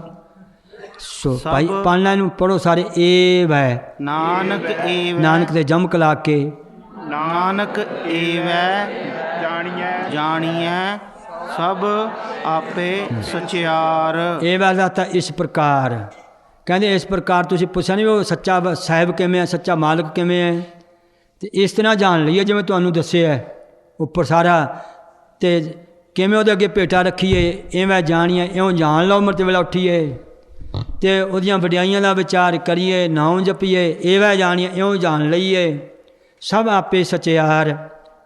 ਉਹ ਸਚਿਆਰ ਵਾਹਿਗੁਰੂ ਸੱਚਾ ਸਾਰਿਆਂ ਵਿੱਚ ਬੈਠਾ ਹੋਇਆ, ਆਪਣੇ ਆਪ ਰੂਪ ਹੋ ਕਰਕੇ। ਥਾਪਿਆ ਨਾ ਜਾਏ, ਹਾਂਜੀ ਕੀਤਾ ਨਾ ਹੋਏ। ਠੀਕ ਹੈ, ਵਿਸ਼ਰਾਮ ਜਾਏ ਤੇ ਨਾ ਠੀਕ ਕੀਤਾ। ਪੜ੍ਹ ਲਓ ਤੁਸੀਂ ਵੀ। ਥਾਪਿਆ ਨਾ ਜਾਏ, ਕੀਤਾ ਨਾ ਹੋਏ। ਹੁਣ ਸਿੱਧਾਂ ਨੇ 6 ਸਵਾਲ ਇਕੱਠੇ ਹੀ ਕਰ ਦਿੱਤੇ। ਪਹਿਲਾ ਸਵਾਲ ਸੀ ਪਰਮੇਸ਼ਰ ਨਾਦੀ ਹੈ ਕਿ ਬਿੰਦੀ ਹੈ, 2 ਸਵਾਲ ਹੋ ਗਏ। ਦੂਜਾ ਸਵਾਲ ਸੀ ਪਰਮੇਸ਼ਰ ਸੁਤੰਤਰ ਹੈ ਕਿ ਪ੍ਰਤੰਤਰ ਹੈ। ਸੁਤੰਤਰ ਹੁੰਦਾ ਇੰਡੀਪੈਂਡੈਂਟ, ਵੀ ਰੱਬ ਇੰਡੀਪੈਂਡੈਂਟ ਹੈ ਜਾਂ ਕਿਸੇ ਦਾ ਗੁਲਾਮ ਹੈ। ਪ੍ਰਤੰਤਰ ਹੁੰਦਾ ਗੁਲਾਮ, ਕਿਸੇ ਦੇ ਅੰਡਰ ਹੈ। 4 ਹੋ ਗਏ ਸਵਾਲ। 5ਵਾਂ ਸਵਾਲ ਸੀ ਕਿ ਉਹ ਪਰਮੇਸ਼ਰ ਜਿਹੜਾ ਹੈ ਮਾਇਆ ਮਲ ਦੇ ਸਮੇਤ ਹੈ ਕਿ ਮਾਇਆ ਦੀ ਮੈਲ ਤੋਂ ਰਹਿਤ ਹੈ। 2 ਇਹ ਹੋ ਗਏ। 6 ਸਵਾਲ ਹੋ ਗਏ। ਪਰਮੇਸ਼ਰ ਨਾਦੀ ਹੈ ਕਿ ਬਿੰਦੀ। ਨਾਦੀ ਕੀ ਹੁੰਦਾ, ਬਿੰਦੀ ਕੀ ਹੁੰਦਾ, ਸਮਝ ਲਓ ਪਹਿਲਾਂ। ਨਾਦੀ ਹੁੰਦਾ ਜਦੋਂ ਕੋਈ ਗੁਰੂ ਆਪਣੇ ਥਾਂ ਕੋਈ ਚੇਲਾ ਬਣਾ ਲਵੇ ਸ਼ਬਦ ਦੇ ਕੇ, ਉਹਨੂੰ ਕਹਿੰਦੇ ਨੇ ਨਾਦੀ ਚੇਲਾ, ਨਾਦੀ ਪੁੱਤਰ। ਜਿਵੇਂ ਗੁਰੂ ਗੋਬਿੰਦ ਸਿੰਘ ਜੀ ਨੇ 5 ਪਿਆਰਿਆਂ ਨੂੰ ਅੰਮ੍ਰਿਤ ਛਕਾ ਕਰਕੇ ਆਪਣੇ ਕੀ ਬਣਾਇਆ ਸੀ, ਸ਼ਬਦ ਦੇ ਕੇ ਨਾਦੀ ਪੁੱਤਰ ਬਣਾਇਆ। ਆਪਾਂ ਜਿਹਨੇ ਅੰਮ੍ਰਿਤ ਛਕ ਲਿਆ ਉਹ ਗੁਰੂ ਗੋਬਿੰਦ ਸਿੰਘ ਦੇ ਕੀ ਆ, ਆਪਾਂ ਨਾਦੀ ਪੁੱਤਰ ਹਾਂ। ਇੱਕ ਹੁੰਦਾ ਬਿੰਦੀ, ਬਿੰਦੀ ਜਿਹੜਾ ਖੂਨ ਤੋਂ ਪੈਦਾ ਹੋਇਆ ਵਿਆ ਹੋਵੇ, ਪਿਓ ਦੀ ਅੰਸ਼ ਵਿੱਚੋਂ ਪੁੱਤਰ ਬਣੇ, ਉਹਨੂੰ ਕਹਿੰਦੇ ਨੇ ਬਿੰਦੀ। ਬਿੰਦ ਤੋਂ, ਖੂਨ ਤੋਂ। ਸੋ ਉਹ ਸਵਾਲ ਕੀਤਾ ਵੀ ਪਰਮੇਸ਼ਰ ਨਾਦੀ ਹੈ, ਉਹ ਕਿਸੇ ਦਾ ਚੇਲਾ ਹੈ, ਉਹਨੂੰ ਕਿਸੇ ਨੇ ਸ਼ਬਦ ਦੇ ਕੇ ਬਣਾਇਆ ਚੇਲਾ। ਅਤੇ ਦੂਜਾ ਸਵਾਲ ਸੀ ਬਿੰਦੀ, ਉਹ ਕਿਹਤੋਂ ਪੈਦਾ ਹੋਇਆ, ਉਹਦਾ ਪਿਤਾ ਕੌਣ ਹੈ ਪਰਮੇਸ਼ਰ ਦਾ। 2 ਸਵਾਲ ਹੋ ਗਏ। ਨਾਦੀ ਬਿੰਦੀ ਦਾ ਸਮਝ ਗਏ ਨਾ। ਅਗਲਾ ਸਵਾਲ ਸੀ ਉਹ ਸੁਤੰਤਰ ਹੈ ਕਿ ਪ੍ਰਤੰਤਰ ਹੈ, ਉਹ ਇੰਡੀਪੈਂਡੈਂਟ ਹੈ ਜਾਂ ਕਿਸੇ ਦੇ ਅੰਡਰ ਹੈ। ਸੋ 2 ਹੋ ਗਏ। 4 2 ਹੋਰ ਕਿਹੜੇ, ਉਹ ਮਾਇਆ ਮੈਲ ਦੇ ਰਹਿਤ ਹੈ ਕਿ ਜਦੋਂ ਸਹਿਤ ਹੈ। ਸੋ 6 ਸਵਾਲ ਨੇ। 6 ਦਾ ਉੱਤਰ ਹੁਣ ਇਸ ਪੌੜੀ ਮਹਾਰਾਜ ਦੇਣ ਲੱਗੇ ਨੇ। ਪਹਿਲਾ ਸਵਾਲ ਦਾ ਉੱਤਰ ਹੈ ਵੀ ਉਹ ਨਾਦੀ ਨਹੀਂ ਹੈਗਾ, ਥਾਪਿਆ ਨਾ ਜਾਏ। ਜਿਵੇਂ ਕਿਸੇ ਨੂੰ ਕੋਈ ਚੇਲਾ ਥਾਪ ਦਿੰਦੇ ਆ, ਡੇਰੇ ਵਾਲੇ ਮਹੰਤ ਆਪਣਾ ਡੇਰਾ ਦੂਜੇ ਨੂੰ ਚੇਲਾ ਬਣਾ ਕੇ ਥਾਪ ਦਿੰਦੇ ਆ, ਇਉਂ ਪਰਮੇਸ਼ਰ ਜਿਹੜਾ ਹੈ ਭਾਈ ਚੇਲਾ ਬਣਾਇਆ, ਥਾਪਿਆ ਨਹੀਂ ਜਾਂਦਾ ਕਿਸੇ ਦੇ ਥਾਂ ਵੀ ਉਹਨੂੰ ਕੋਈ ਆ ਥਾਪ ਦਿੱਤਾ ਹੈ। ਸੋ ਨਹੀਂ, ਉਹ ਨਾਦੀ ਵੀ ਨਹੀਂ, ਨਾਦੀ ਚੇਲਾ ਨਹੀਂ। ਫਿਰ ਕੀਤਾ ਨਾ ਹੋਏ, ਕਿਸੇ ਦਾ ਪੈਦਾ ਨਹੀਂ ਕੀਤਾ ਹੋਇਆ, ਉਹਦਾ ਪਿਤਾ ਕੋਈ ਨਹੀਂ, ਕਿਹੜਾ ਦੱਸਾਂਗੇ। ਨੰਦ ਕੋ ਨੰਦਨ, ਨੰਦ ਸੋ ਨੰਦਨ ਕਾ ਕੋਰੇ। ਸੋ ਇਸ ਕਰਕੇ ਉਹਦਾ ਕਿਹੜਾ ਪਿਤਾ ਆਪਾਂ ਸਿੱਧ ਕਰਾਂਗੇ। ਰੱਬ ਦਾ ਪਹਿਲਾਂ ਮੂਲ ਮੰਤਰ 'ਚ ਪੜ੍ਹਿਆ ਸੀ ਨਾ, ਉਹ ਜਨਮ ਹੈ, ਜੰਮਿਆ ਹੀ ਨਹੀਂ ਜਿਹੜਾ, ਉਹਦਾ ਪਿਤਾ ਕੌਣ ਕੋਈ ਹੋ ਸਕਦਾ ਹੈ। ਇਸ ਕਰਕੇ ਭਾਈ ਉਹਨੂੰ ਕੀਤਾ ਵੀ ਨਹੀਂ ਕੋਈ ਜਾ ਸਕਦਾ, ਉਹਦਾ ਪਿਤਾ ਕੋਈ ਨਹੀਂ। ਇਹ ਉੱਤਰ ਹੋ ਗਿਆ, ਨਾ ਉਹ ਨਾਦੀ ਹੈ ਨਾ ਉਹ ਬਿੰਦੀ ਹੈ। ਅਗਲਾ ਜੀ ਪੜ੍ਹੋ ਅੱਗੇ। ਆਪੇ ਆਪ ਨਿਰੰਜਨ ਸੋਏ। ਨਾ ਨਿਰੰਜਨ ਨਹੀਂ ਕਹਿਣਾ, ਨਾਣਾ ਲੱਗ ਗਿਆ, ਨੰਨਾ ਲਾਉਣਾ, ਨੰਨੇ ਨੂੰ ਸਿਹਾਰੀ ਲਾਉਣੀ ਹੈ। ਨਿਰੰਜਨ, ਨਿਰੰਜਨ, ਨਿਰੰਜਨ ਨਹੀਂ ਕਹਿਣਾ। ਸੋ ਹੁਣ ਇਹ 2 ਸਵਾਲਾਂ ਦੇ ਮਗਲਿਆਂ ਦੇ 4 ਦੇ ਉੱਤਰ ਇਹਦੇ 'ਚ ਆ ਗਏ। ਪੁੱਛਿਆ ਤੀ ਸੁਤੰਤਰ ਹੈ ਕਿ ਪ੍ਰਤੰਤਰ ਹੈ, ਮਰ ਕਹਿੰਦੇ ਆਪੇ ਆਪ। हाँ वो किसी के अंडर नहीं हैगा, वो अपने आप विच है, अपने आप स्वरूप विच वो जड़ा है मौजूद है, आपे आप है, किसी के अधीन नहीं हैगा। सो दोवां दे उत्तर आ गए। वो स्वतंत्र है की नहीं भाव परतंत्र नहीं हैगा, की है स्वतंत्र है, इंडिपेंडेंट से। अगे फिर दोहां दे उत्तर आ गए। निरंजन सोए पुछया सी माया दे सहित है कि माया तो रहता है, माया दी मैल तो। मार कहते निरंजन, निरंजन ये दो शब्दों का जोड़ है निरंजन, निर प्लस अंजन। निर मैंने बिना, अंजन होंगे जी सुरमा। सुरमे का रंग क्या होंगे, चिट्टा के पीला काला। स्वान दस किन्ना छेती दसिया काला होंगे तो माया भी काली हुई है, माया का भी रूप काला है। सो इस करके जी माया की कालख है ना, निर्मैने तो बिना है परमेश्वर। माया की कालख उहदे ते नहीं लगती, साड़ी तो लग जाती है। अज जो डॉलर गिनते हैं ना, जी होंगे सिक्के दे गिनी जो हथ काले कर देंदी है, काली है। इस करके वो जड़ा परमेश्वर है निरंजन, माया की कालख तो निर्मैने बिना है, उत्थे कालख नहीं है। ये निरंजन के अर्थ ने। सो इत्थे ये जिहड़े असीं महाराज कहंदे नहीं उहदे ते कोई किसी प्रकार की माया की मैल। अगे जी जिन सेविया तिन पाया मान। जी जिहड़ा इहा जिहा परमेश्वर है, ना वो नादी है ना वो बिंदी है, स्वतंत्र है परतंत्र नहीं हैगा, माया की महल तो रहता है। सिद्ध कहते जी सेवा का फल की मिलता है, जिहदी सेवा करिए वो दस रहे ने। जिन सेविया, जिन सेविया जिन्हों ने उन्होंने सेव लिया। सेवा किमें करिए उहदी, मर कहते जपो दी सेवा ही है, उहदा सिमरन करना ही उहदी सेवा करनी है। जिन्होंने उन्होंने सिमरन कर लिया तिन पाया मान। उन्होंने मान पा लिया। ऐ लोक विच भी उहदी इज्जत पाएगी, पर लोक विच भी उन्होंने पाई मान मिलता है। रे रे दरगाह कहे ना कहू, जो दरगाह च जाता है ना मान वाला, इज्जत होंदी है। आओ बैठ आदर शुभ देओ, सारे उत्थे कहते हैं आओ जी आओ बैठो, सो जी शुक्र है तुसीं आ गए, गुरमुख बन के आए हो। तो जे नहीं जपिया फिर आओ बैठ कोई नहीं कहना, फिर छित्तर परेड होंदी है। जमकाल सह है सिर डंडा है, फिर वो डंडे पैंदे ने। सो इउं जिन सेविया जिन्होंने सिमरन किया है भाई वो मान पा के जाते हैं। सो तुसीं सिमरन शुरू हो गया ना, हुण तुहाडा जपजी साहब का पाठ हो रहा, सिमरन हो रहा है, डंडियां ते बचांगे, मान मिलेगा, उत्थे ज्ञान इज्जत मिलेगी। चलो अगे। नानक गावीऐ गुणी निधान। फिर जी कहते निधान नाम खजाने का है, वो गुणा के खजाने नूं महाराज जी कहते गावीए भी ते भाई ते सुनिए भी। गुणी जो गुणा का निधान का अर्थ है खजाना, गावीए भी ते भाई सुनिए भी। गावीऐ सुणीऐ मन रखीऐ भाओ। हाँ भब्बे कन्ना लाता हूँ, ठीक उन्होंने भाव नहीं ना कहा। सवाल से जी फिर गाउना किमें है, सिद्धा ने फिर सवाल करता किमें गाइए, गाउन का तरीका की है, सुनिए किमें की तरीका है। सतगुरु उत्तर दिंदे ने गावी है सुनी है, किमें गाउना किमें सुनना, मन रखिए भाव। मन रखिए भाव। भाव मीनज प्रेम, मन विच प्रेम रख के गाइए, प्रेम दे नाल उहनूं सुणीए। ये गाउण दा प्रेम होवे अंदर। हुण देखो आ मन दे नन्ने नूं सिहारी है ना लगी हुई है, देखियो हाँ जी हाँ जी हैगी है ना। सिहारी लगी हाँ। ये सिहारियां एवें नहीं लाइयां, इन्हां सिहारियां दे भाव ने कोई वो समझ लो। जे तुसीं भाव समझ लो ना, बहुत सारे अर्थ तुहानूं अपने आप करने आ जाणगे। इत्थे व्याकरण है, इत्थे ग्रामर का नियम ढुकदा है। स्कूलों च पढ़ के आना ग्रामर पढ़िया होना है, व्याकरण पढ़िया ही होना है। सो व्याकरण इत्थे किवें ढुकिया है, नन्ने की सिहारी जिहड़ी है सासंग जी ग्रामर मुताबक ये 7 अर्थ बन जाते हैं। जे किसी मगरले अखर नूं सिहारी लग जाए ना, वो दो भाव होंगे ने। एक तो मगरले अखर नूं सिहारी लग जाओ, वो शब्द इस्त्रीवाचक बन जाता है। जिमें आप दात पढ़िया सी हुणे पिछे, गावा को दात, तत्ते नूं सिहारी आई सी ना उत्थे। सो वो सिहारी उन्होंने लगी भी उन्होंने इस्त्रीवाचक बना गई। दात इस्त्रीवाचक शब्द है, पुल्लिंग नहीं हैगा। सो इस तरह एक तो यह भाव हो गया। दूजा भाव भाई जी सिहारी लग जाती है वो 7 अर्थ दे जाती है। किते है का अर्थ दिंदी है, किते करके का अर्थ दिंदी है सिहारी लगी, किते सत्संग जी नूं का अर्थ दिंदी है, ਕਿਤੇ ਸਾਸੰਜ ਕਾ ਦਾ ਅਰਥ ਦਿੰਦੀ ਹੈ, ਕਿਤੇ ਕੇ ਦਾ ਅਰਥ ਦਿੰਦੀ ਹੈ, ਕਿਤੇ ਸਾਸੰਜ ਜੀ ਵਿੱਚ ਦਾ ਅਰਥ ਦਿੰਦੀ ਹੈ। ਇਹ 7 ਵਿਭਕਤੀਆਂ ਨੇ ਗ੍ਰਾਮਰ ਦੀਆਂ, ਵਿਆਕਰਨ ਦੀਆਂ। ਥੋੜ੍ਹਾ ਬੁੱਧੀ ਤੇਜ਼ ਕਰੋ। 7 ਵਿਭਕਤੀਆਂ ਨੇ। ਪਹਿਲੀ ਹੈ ਪ੍ਰਥਮਾ ਨੂੰ ਦੁਤੀਆ ਕਰਕੇ ਤ੍ਰਿਤੀਆ ਜਾਣ, ਤਾਹੀ ਵਾਸਤੇ ਚਤੁਰਥੀ ਤੇ ਸੇ ਪੰਚਮ ਮਾਨ, ਕਾ ਕੇ ਕੀ ਖਸ਼ਟੀ ਹੈ ਵੇਖਿਆ ਸਪਤਮੀ ਜਾਨ। ਸੁਣਦੇ ਨੇ ਕਹਿੰਦੇ ਕੀ ਬੋਲੀ ਜਾਂਦਾ ਹੈ। ਸੋ ਇਹ 7 ਵਿਭਕਤੀਆਂ ਨੇ। ਪਹਿਲੀ ਹੈ, ਦੂਜੀ ਨੂੰ, ਤੀਜੀ ਕਰਕੇ, ਤੇ ਚੌਥੀ ਤੇ ਸੇ, ਤੇ ਸੇ,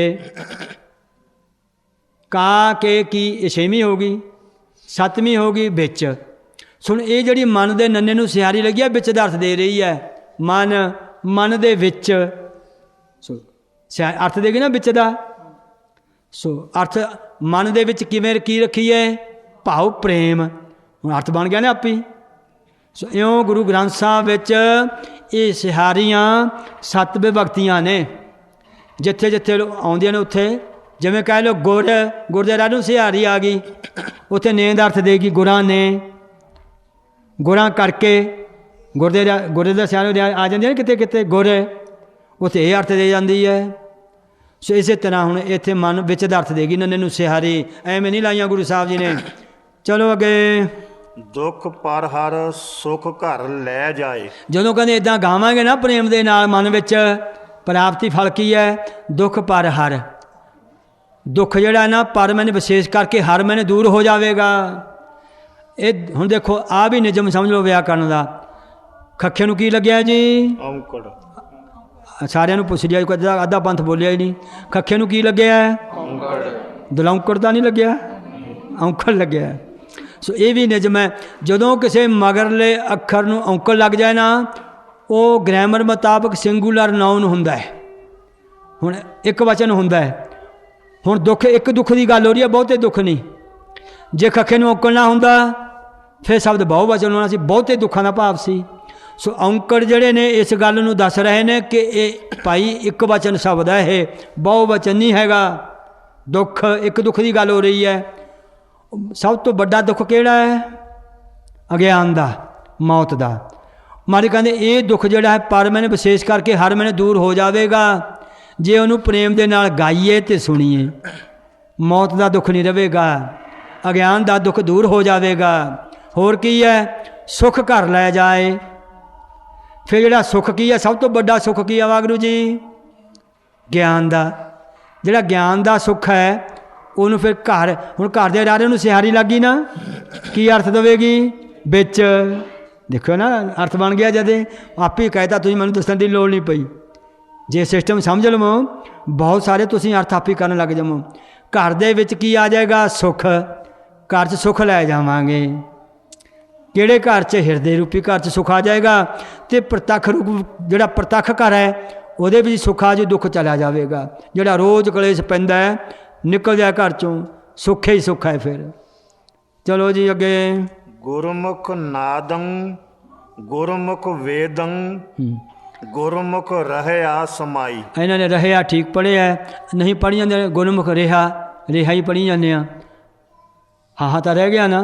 ਬੋਲੋ ਨਾਲੇ ਦੱਦੇ ਤੇ ਟਿੱਪੀ ਲਾ ਕੇ ਬੋਲੋ। ਗੁਰਮੁਖ ਨਾਦੰ ਗੁਰਮੁਖ ਨਾਦੰ। ਹਾਂ, ਦਮ ਨਹੀਂ ਕਹਿਣਾ, ਦੰਗ ਵੀ ਨਹੀਂ ਕਹਿਣਾ। ਦੱਦੇ ਤੇ ਟਿੱਪੀ ਆਪਾਂ ਕੱਲ੍ਹ ਵਿਚਾਰਿਆ ਸੀ, ਦੱਦੇ ਟਿੱਪੀ ਠੀਕ ਹੈ ਅਤੇ ਉੱਦਾਂ ਹੀ ਪੜ੍ਹ ਦੇਣਾ। ਦੰਗ ਨਹੀਂ ਕਹਿਣਾ, ਦਮ ਨਹੀਂ ਕਹਿਣਾ। ਜੇ ਦੰਗ ਕਰਾਂਗੇ ਅੱਗੇ ਗੱਗਾ ਬੋਲ ਗਿਆ। ਪੜ੍ਹੋ ਸਾਰੇ। ਗੁਰਮੁਖ ਨਾਦੰ ਗੁਰਮੁਖ ਵੇਦੰ ਗੁਰਮੁਖ ਵੇਦੰ ਗੁਰਮੁਖ ਰਹਿਆ ਸਮਾਈ। ਗੁਰਮੁਖ ਰਹਿਆ ਸਮਾਈ। ਸੋ ਗੁਰਮੁਖ ਦੇ ਅਰਥ ਗੁਰੂ ਵੀ ਹੁੰਦਾ ਹੈ, ਗੁਰਮੁਖ ਦੇ ਅਰਥ ਅਕਾਲ ਪੁਰਖ ਵਾਹਿਗੁਰੂ ਵੀ ਹੁੰਦਾ ਹੈ, ਗੁਰਮੁਖ ਦੇ ਅਰਥ ਕੋਈ ਜਿਹੜਾ ਗੁਰਮੁਖ ਬਣ ਜਾਏ। ਸੋ ਤਿੰਨੇ ਅਰਥ। ਸੋ ਇੱਥੇ ਜੀ ਗੁਰਮੁਖ ਨਾਦ, ਗੁਰਮੁਖ ਦੇ ਅਰਥ ਨੇ ਗੁਰੂ। ਨਾਦੰਗ ਦਾ ਅਰਥ ਹੈ ਸ਼ਬਦ। ਜਿਹੜਾ ਗੁਰੂ ਦਾ ਸ਼ਬਦ ਹੈ ਉਹ ਕੀ ਹੈ ਭਾਈ? ਗੁਰਮੁਖ ਵੇਦੰ। ਅੱਗੇ ਆ ਕੇ ਦਰਸ਼ਨ ਦਿਓ। ਅਤੇ ਦੇਖਣ ਆਏ ਨੇ ਵੀ ਕਿੰਨਾ ਕੁ ਪੰਥ ਆਇਆ ਹੈ। ਇੱਧਰ ਪਿੱਛੇ ਤੱਕ ਬੈਠਾ ਇੱਧਰ। ਅਤੇ ਗੁਰਮੁਖ ਵੇਦੰ, ਵੇਦ ਨਾਮ ਹੈ ਜੀ ਗਿਆਨ ਦਾ। ਜੇ ਗੁਰਾਂ ਦੁਆਰਾ ਜਿਹੜਾ ਸ਼ਬਦ ਮਿਲਿਆ ਨਾ ਉਹਨੂੰ ਜਪਣੇ ਕਰਕੇ ਗੁਰਮੁਖ ਵੇਦੰਗ ਅਕਾਲ ਪੁਰਖ ਦਾ ਗਿਆਨ ਹੋ ਜਾਂਦਾ ਹੈ। ਵੇਦੰਗ ਨਾਮ ਜਾਣ ਲੈਣ ਦਾ ਵੀ ਹੈ, ਰੱਬ ਨੂੰ ਜਾਣ ਲੈਂਦਾ ਹੈ, ਗੁਰੂ ਦੇ ਸ਼ਬਦ ਨੂੰ ਕਮਾਈਏ। ਨਾਦ ਨਾਮ ਸ਼ਬਦ ਦਾ, ਵੇਦੰਗ ਨਾਮ ਗਿਆਨ ਦਾ। ਸੋ ਗੁਰਮੁਖ ਨਾਮ ਅਕਾਲ ਪੁਰਖ ਲੱਗੇ। ਗੁਰਮੁਖ ਨਾਦੰ ਗੁਰਾਂ ਦੇ ਸ਼ਬਦ ਨੂੰ ਭਾਈ ਕੋਈ ਕਮਾਵੇ। ਗੁਰਮੁਖ ਵੇਦੰਗ ਉਹ ਜਿਹੜਾ ਭਾਈ ਵੇਦੰਗ ਨਾਮ ਜਾਣ ਲੈਣਾ, ਗੁਰਮੁਖ ਮੈਨੇ ਰੱਬ ਅਕਾਲ ਪੁਰਖ ਨੂੰ ਜਾਣ ਲੈਂਦਾ ਹੈ। ਜਾਂ ਵੇਦੰਗ ਨਾਮ ਅਕਾਲ ਪੁਰਖ ਦਾ ਨੂੰ ਗਿਆਨ ਹੋ ਜਾਂਦਾ ਹੈ। ਅੱਗੇ ਗੁਰਮੁਖ ਰਹਿਆ ਸਮਾਈ, ਗੁਰਮੁਖ ਰਹਿਆ ਸਮਾਈ। ਫਿਰ ਉਹ ਗੁਰਮੁਖ ਬਣ ਕੇ ਗੁਰਮੁਖ ਕੌਣ? ਅਕਾਲ ਪੁਰਖ ਵਾਹਿਗੁਰੂ ਉਹਦੇ ਵਿੱਚ ਸਮਾ ਜਾਂਦਾ ਹੈ। ਜਦੋਂ ਸ਼ਬਦ ਨੂੰ ਕਮਾਵੇ, ਗੁਰਮੁਖ ਰਹਿਆ ਸਮਾਈ, ਅਕਾਲ ਪੁਰਖ ਦੇ ਵਿੱਚ ਸਮਾਈ ਹੋ ਜਾਂਦੀ ਹੈ, ਉਹਦੀ ਸਮਾ ਜਾਂਦਾ, ਲੀਨ ਹੋ ਜਾਂਦਾ ਹੈ। ਚਲੋ ਅੱਗੇ ਰੱਬ ਹੀ ਬਣ ਜਾਂਦਾ ਹੈ। ਹਾਂਜੀ, ਗੁਰ ਈਸਰ ਗੁਰ ਗੋਰਖ ਬਰਮਾ। ਨਹੀਂ, ਇਉਂ ਨਹੀਂ ਕਰਨਾ, ਇਹਨੂੰ ਪਕਾਓ। ਗੁਰ ਈਸਰ, ਗੁਰ ਈਸਰ, ਇੱਥੇ ਜਮਕ ਲੱਗੀ ਕੌਮਾ। ਗੁਰ ਗੋਰਖ, ਗੁਰ ਗੋਰਖ, ਇੱਥੇ ਕੌਮਾ ਲੱਗੀ, ਅਲਫ ਵਿਸਰਾਮ ਹੋ ਗਿਆ। ਬਰਮਾ ਗੁਰ, ਬਰਮਾ ਗੁਰ, ਇੱਥੇ ਵਿਸਰਾਮ ਲੱਗ ਗਿਆ। ਪਾਰਵਤੀ ਮਾਈ, ਪਾਰਵਤੀ ਮਾਈ। ਪਰ ਕਈ ਪਾਠੀ ਨੂੰ ਇੱਦਾਂ ਪੜ੍ਹਦੇ ਨੇ ਗੁਰ ਈਸ਼ਰ, ਗੁਰ ਗੋਰਖ ਤੇ ਗੋਰਖ ਬਰਮਾ, ਗੁਰ ਪਾਰਵਤੀ ਮਾਈ। ਸੋ ਪਾਰਵਤੀ ਨੂੰ ਜਿਹੜਾ ਸੀ ਗੁਰੂ ਬਣਾ ਦਿੱਤਾ। ਸੋ ਇਸ ਕਰਕੇ ਗੁਰ ਤੇ ਵਿਸ਼ਰਾਮ ਕਰੋ। ਗੁਰ ਈਸ਼ਰ, ਗੁਰ ਈਸਰ, ਅੱਗੇ ਬੋਲੋ। ਗੁਰ ਗੋਰਖ, ਅੱਗੇ, ਬਰਮਾ ਗੁਰ, ਅੱਗੇ, ਪਾਰਵਤੀ ਮਾਈ। ਇਉਂ ਇਹਦੇ ਵਿਸ਼ਰਾਮ ਨੇ। ਇਹ ਸ਼ੁੱਧ ਪਾਠ। ਸੋ ਹੁਣ ਕਹਿੰਦੇ ਜੀ ਉਹ ਜਿਹੜਾ ਗੁਰੂ ਹੈ, ਗੁਰੂ ਹੀ ਸਾਡਾ ਈਸ਼ਰ ਨਾਮ ਹੈ ਸ਼ਿਵ ਜੀ ਦਾ। ਸੋ ਉਹ ਜਿਹੜਾ ਹੈ ਸਾਡਾ ਗੁਰੂ ਹੀ ਸਾਡਾ ਜਿਹੜਾ ਹੈ ਸ਼ਿਵ ਜੀ ਰੂਪ ਹੈ। ਤੇ ਗੁਰ ਗੋਰਖ, ਗੋਰਖ ਨਾਮ ਹੈ ਵਿਸ਼ਨੂੰ ਦਾ। ਤੇ ਗੁਰੂ ਹੀ ਜਿਹੜਾ ਹੈ ਉਹ ਸਾਡੇ ਜਿਹੜਾ ਹੈ ਜਾਂ ਗੁਰੂ ਕਰਕੇ ਹੀ ਸ਼ਿਵ ਜੀ ਬਣਿਆ, ਗੁਰੂ ਕਰਕੇ ਹੀ ਵਿਸ਼ਨੂੰ ਬਣਿਆ। ਤੇ ਬਰਮਾ ਗੁਰ, ਗੁਰੂ ਕਰਕੇ ਹੀ ਬਰਮਾ ਬਣਿਆ। ਤੇ ਪਾਰਵਤੀ ਮਾਈ, ਤੇ ਪਾਰਵਤੀ ਜਿਹੜੀ ਹੈ ਉਹ ਵੀ ਗੁਰੂ ਕਰਕੇ ਹੀ ਬਣੀ ਹੈ। ਮਾਈ 'ਚ ਦੋ ਅਰਥ ਲਿਖਣੇ ਆਉਣਗੇ। ਮਾਂ ਮੈਨੇ ਲక్ష్ਮੀ, ਈ ਮੈਨੇ ਸਰਸਤੀ। ਉਹ ਤਿੰਨ ਦੇਵਤੇ ਨੇ ਨਾ, ਤਿੰਨੇ ਦੇਵਤਿਆਂ ਦੀਆਂ ਤਿੰਨੇ ਘਰ ਵਾਲੀਆਂ ਨੇ। ਪਾਰਵਤੀ ਦਾ ਸਪਸ਼ਟ ਕਹਿ ਦਿੱਤਾ ਹੈ। ਪਾਰਵਤੀ ਕਿਹਦੇ ਘਰ ਵਾਲੀ ਸੀ? ਸ਼ਿਵ ਜੀ ਦੇ। ਮਾਂ ਲక్ష్ਮੀ ਉਹ ਕਿਹਦੇ ਘਰ ਵਾਲੀ ਸੀ? ਵਿਸ਼ਨੂੰ ਦੇ। ਈ ਸਰਸਤੀ ਉਹ ਕਿਹਦੇ ਘਰ ਵਾਲੀ ਸੀ? ਬਰਮਾ ਦੇ। ਸੋ ਤਿੰਨੇ ਦੇਵਤੇ ਨੇ, ਤਿੰਨੇ ਉਹਨਾਂ ਦੀਆਂ ਦੇਵਤੀਆਂ ਨੇ, ਘਰ ਵਾਲੀਆਂ ਨੇ। ਸੋ ਉਹ ਇਉਂ ਕਹਿੰਦੇ ਨੇ ਵੀ ਗੁਰੂ ਹੀ ਜਿਹੜਾ ਹੈ ਸਾਡਾ ਈਸ਼ਰ ਰੂਪ, ਜਿਹੜਾ ਸ਼ਿਵ ਜੀ ਰੂਪ ਹੈ। ਗੁਰੂ ਹੀ ਜਿਹੜਾ ਹੈ ਭਾਈ ਵਿਸ਼ਨੂੰ ਰੂਪ ਹੈ ਸਾਡਾ। ਸਾਡੇ ਵਾਸਤੇ ਗੁਰੂ ਹੀ ਵਿਸ਼ਨੂੰ ਹੈ, ਸਾਨੂੰ ਵੱਖਰੇ ਵਿਸ਼ਨੂੰ ਦੀ ਉਪਾਸਨਾ ਦੀ ਲੋੜ ਨਹੀਂ। ਗੁਰੂ ਹੀ ਸਾਡੇ ਵਾਸਤੇ ਬਰਮਾ ਰੂਪ ਹੈ। ਤੇ ਪਾਰਵਤੀ ਹੀ ਜਿਵੇਂ ਆ ਪਾਰਵਤੀ ਗੁਰੂ ਹੀ ਜਿਹੜੀ ਹੈ ਭਾਈ ਪਾਰਵਤੀ ਜਿਵੇਂ ਬਣੀ ਹੈ ਗੁਰੂ ਕਰਕੇ ਹੀ ਬਣੀ ਹੈ। ਲక్ష్ਮੀ ਵੀ ਗੁਰੂ ਕਰਕੇ ਹੀ, ਈ ਸਰਸਤੀ ਵੀ। ਹੁਣ ਦੂਜਾ ਅਰਥ ਸਮਝਣ ਵਾਸਤੇ ਥੋੜ੍ਹਾ ਧਿਆਨ ਦਿਓ। ਆਹੀ ਪੰਕਤੀ ਆ, ਫਿਰ ਮੁੱਕਣ ਵਾਲਾ, ਕਾਲੇ ਨਾ ਪਇਓ। ਗੁਰ ਈਸ਼ਰ, ਜਿਵੇਂ ਸ਼ਿਵ ਜੀ ਜਿਹੜਾ ਹੈ ਸਾਰੇ ਸੰਸਾਰ ਨੂੰ ਮਾਰਦਾ ਨਾ, ਸ਼ਿਵ ਜੀ ਦੀ ਮਾਰਨ ਦੀ ਡਿਊਟੀ ਹੈ। ਬਰਮਾ ਦੀ ਸੰਸਾਰ ਨੂੰ ਪਾਲਣ ਦੀ, ਬਣਾਉਣ ਦੀ ਡਿਊਟੀ ਪੈਦਾ ਕਰਦਾ ਬਰਮਾ। ਵਿਸ਼ਨੂੰ ਬਣਾਏ ਹੋਏ ਨੂੰ ਪਾਲਦਾ ਹੈ। ਸੋ ਇਵੇਂ ਅਰਥ ਬਣਨਗੇ। ਗੁਰ ਈਸ਼ਰ, ਸ਼ਿਵ ਜੀ ਜਿਵੇਂ ਮਾਰਦਾ ਹੈ, ਇਵੇਂ ਗੁਰੂ ਸਾਡਾ ਸਾਡੇ ਅੰਦਰੋਂ ਔਗਣਾਂ ਨੂੰ ਮਾਰਦਾ ਹੈ, ਬਕਾਰਾਂ ਨੂੰ ਮਾਰਦਾ ਹੈ ਗੁਰੂ ਅੰਦਰੋਂ। ਇਸ ਕਰਕੇ ਸ਼ਿਵ ਜੀ ਵਾਂਗੂ ਹੈ। ਤੇ ਬਰਮਾ ਵਾਂਗੂ ਕਿਵੇਂ ਹੈ? ਜਿਵੇਂ ਬਰਮਾ ਪੈਦਾ ਕਰਦਾ ਹੈ, ਗੁਰੂ ਸਾਡੇ ਅੰਦਰ ਸਾਡੇ ਚੰਗੇ ਗੁਣਾਂ ਨੂੰ ਪੈਦਾ ਕਰਦਾ। ਸਾਡੇ ਅੰਦਰ ਸੱਤ ਬਣਾਉਂਦਾ ਹੈ, ਸੰਤੋਖ ਆਦਿਕ, ਦਇਆ ਆਦਿ ਗੁਣ, ਵਧੀਆ ਗੁਣ ਪੈਦਾ ਕਰਦਾ ਹੈ।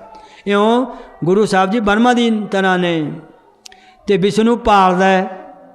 ਇਉਂ ਗੁਰੂ ਸਾਹਿਬ ਸੱਚੇ ਪਾਤਸ਼ਾਹ ਸਾਡੀ ਹਰ ਪ੍ਰਕਾਰ ਪਾਲਣਾ ਕਰਦਾ ਹੈ। ਕਿੰਨੇ ਪ੍ਰਕਾਰ ਦੇ ਪਦਾਰਥ ਦਿੰਦਾ ਹੈ, ਸ਼ੁਭ ਗੁਣਾਂ ਦੀ ਪਾਲਣਾ ਕਰਦਾ ਹੈ। ਅੱਗੇ ਆ ਗਿਆ ਪਾਰਵਤੀ ਵਾਂਗੂ ਕਿਵੇਂ ਨੇ ਫਿਰ ਗੁਰੂ ਸਾਹਿਬ ਜੀ? ਪਾਰਵਤੀ ਸਾਧ ਸੰਗਤ ਜੀ ਇਰਾਦੇ ਦੀ ਬਹੁਤ ਦ੍ਰਿੜ ਸੀ। ਕਿੰਨੇ ਜਨਮਾਂ ਦੀ ਉਹਦੀ ਭਗਤੀ ਸੀ ਕਿ ਜੇ ਮੈਂ ਵਿਆਹ ਕਰਾਉਣ ਤੇ ਸ਼ਿਵ ਜੀ ਨਾਲੇ ਕਰਾਉਣਾ। ਕਿੰਨੇ ਜਨਮ ਇਸੇ ਗੱਲ 'ਤੇ ਭਗਤੀ ਕਰਦੀ ਰਹੀ ਹੈ। ਪਾਪ ਸੀ ਇਰਾਦੇ ਦੀ ਇੰਨੀ ਦ੍ਰਿੜ ਸੀ।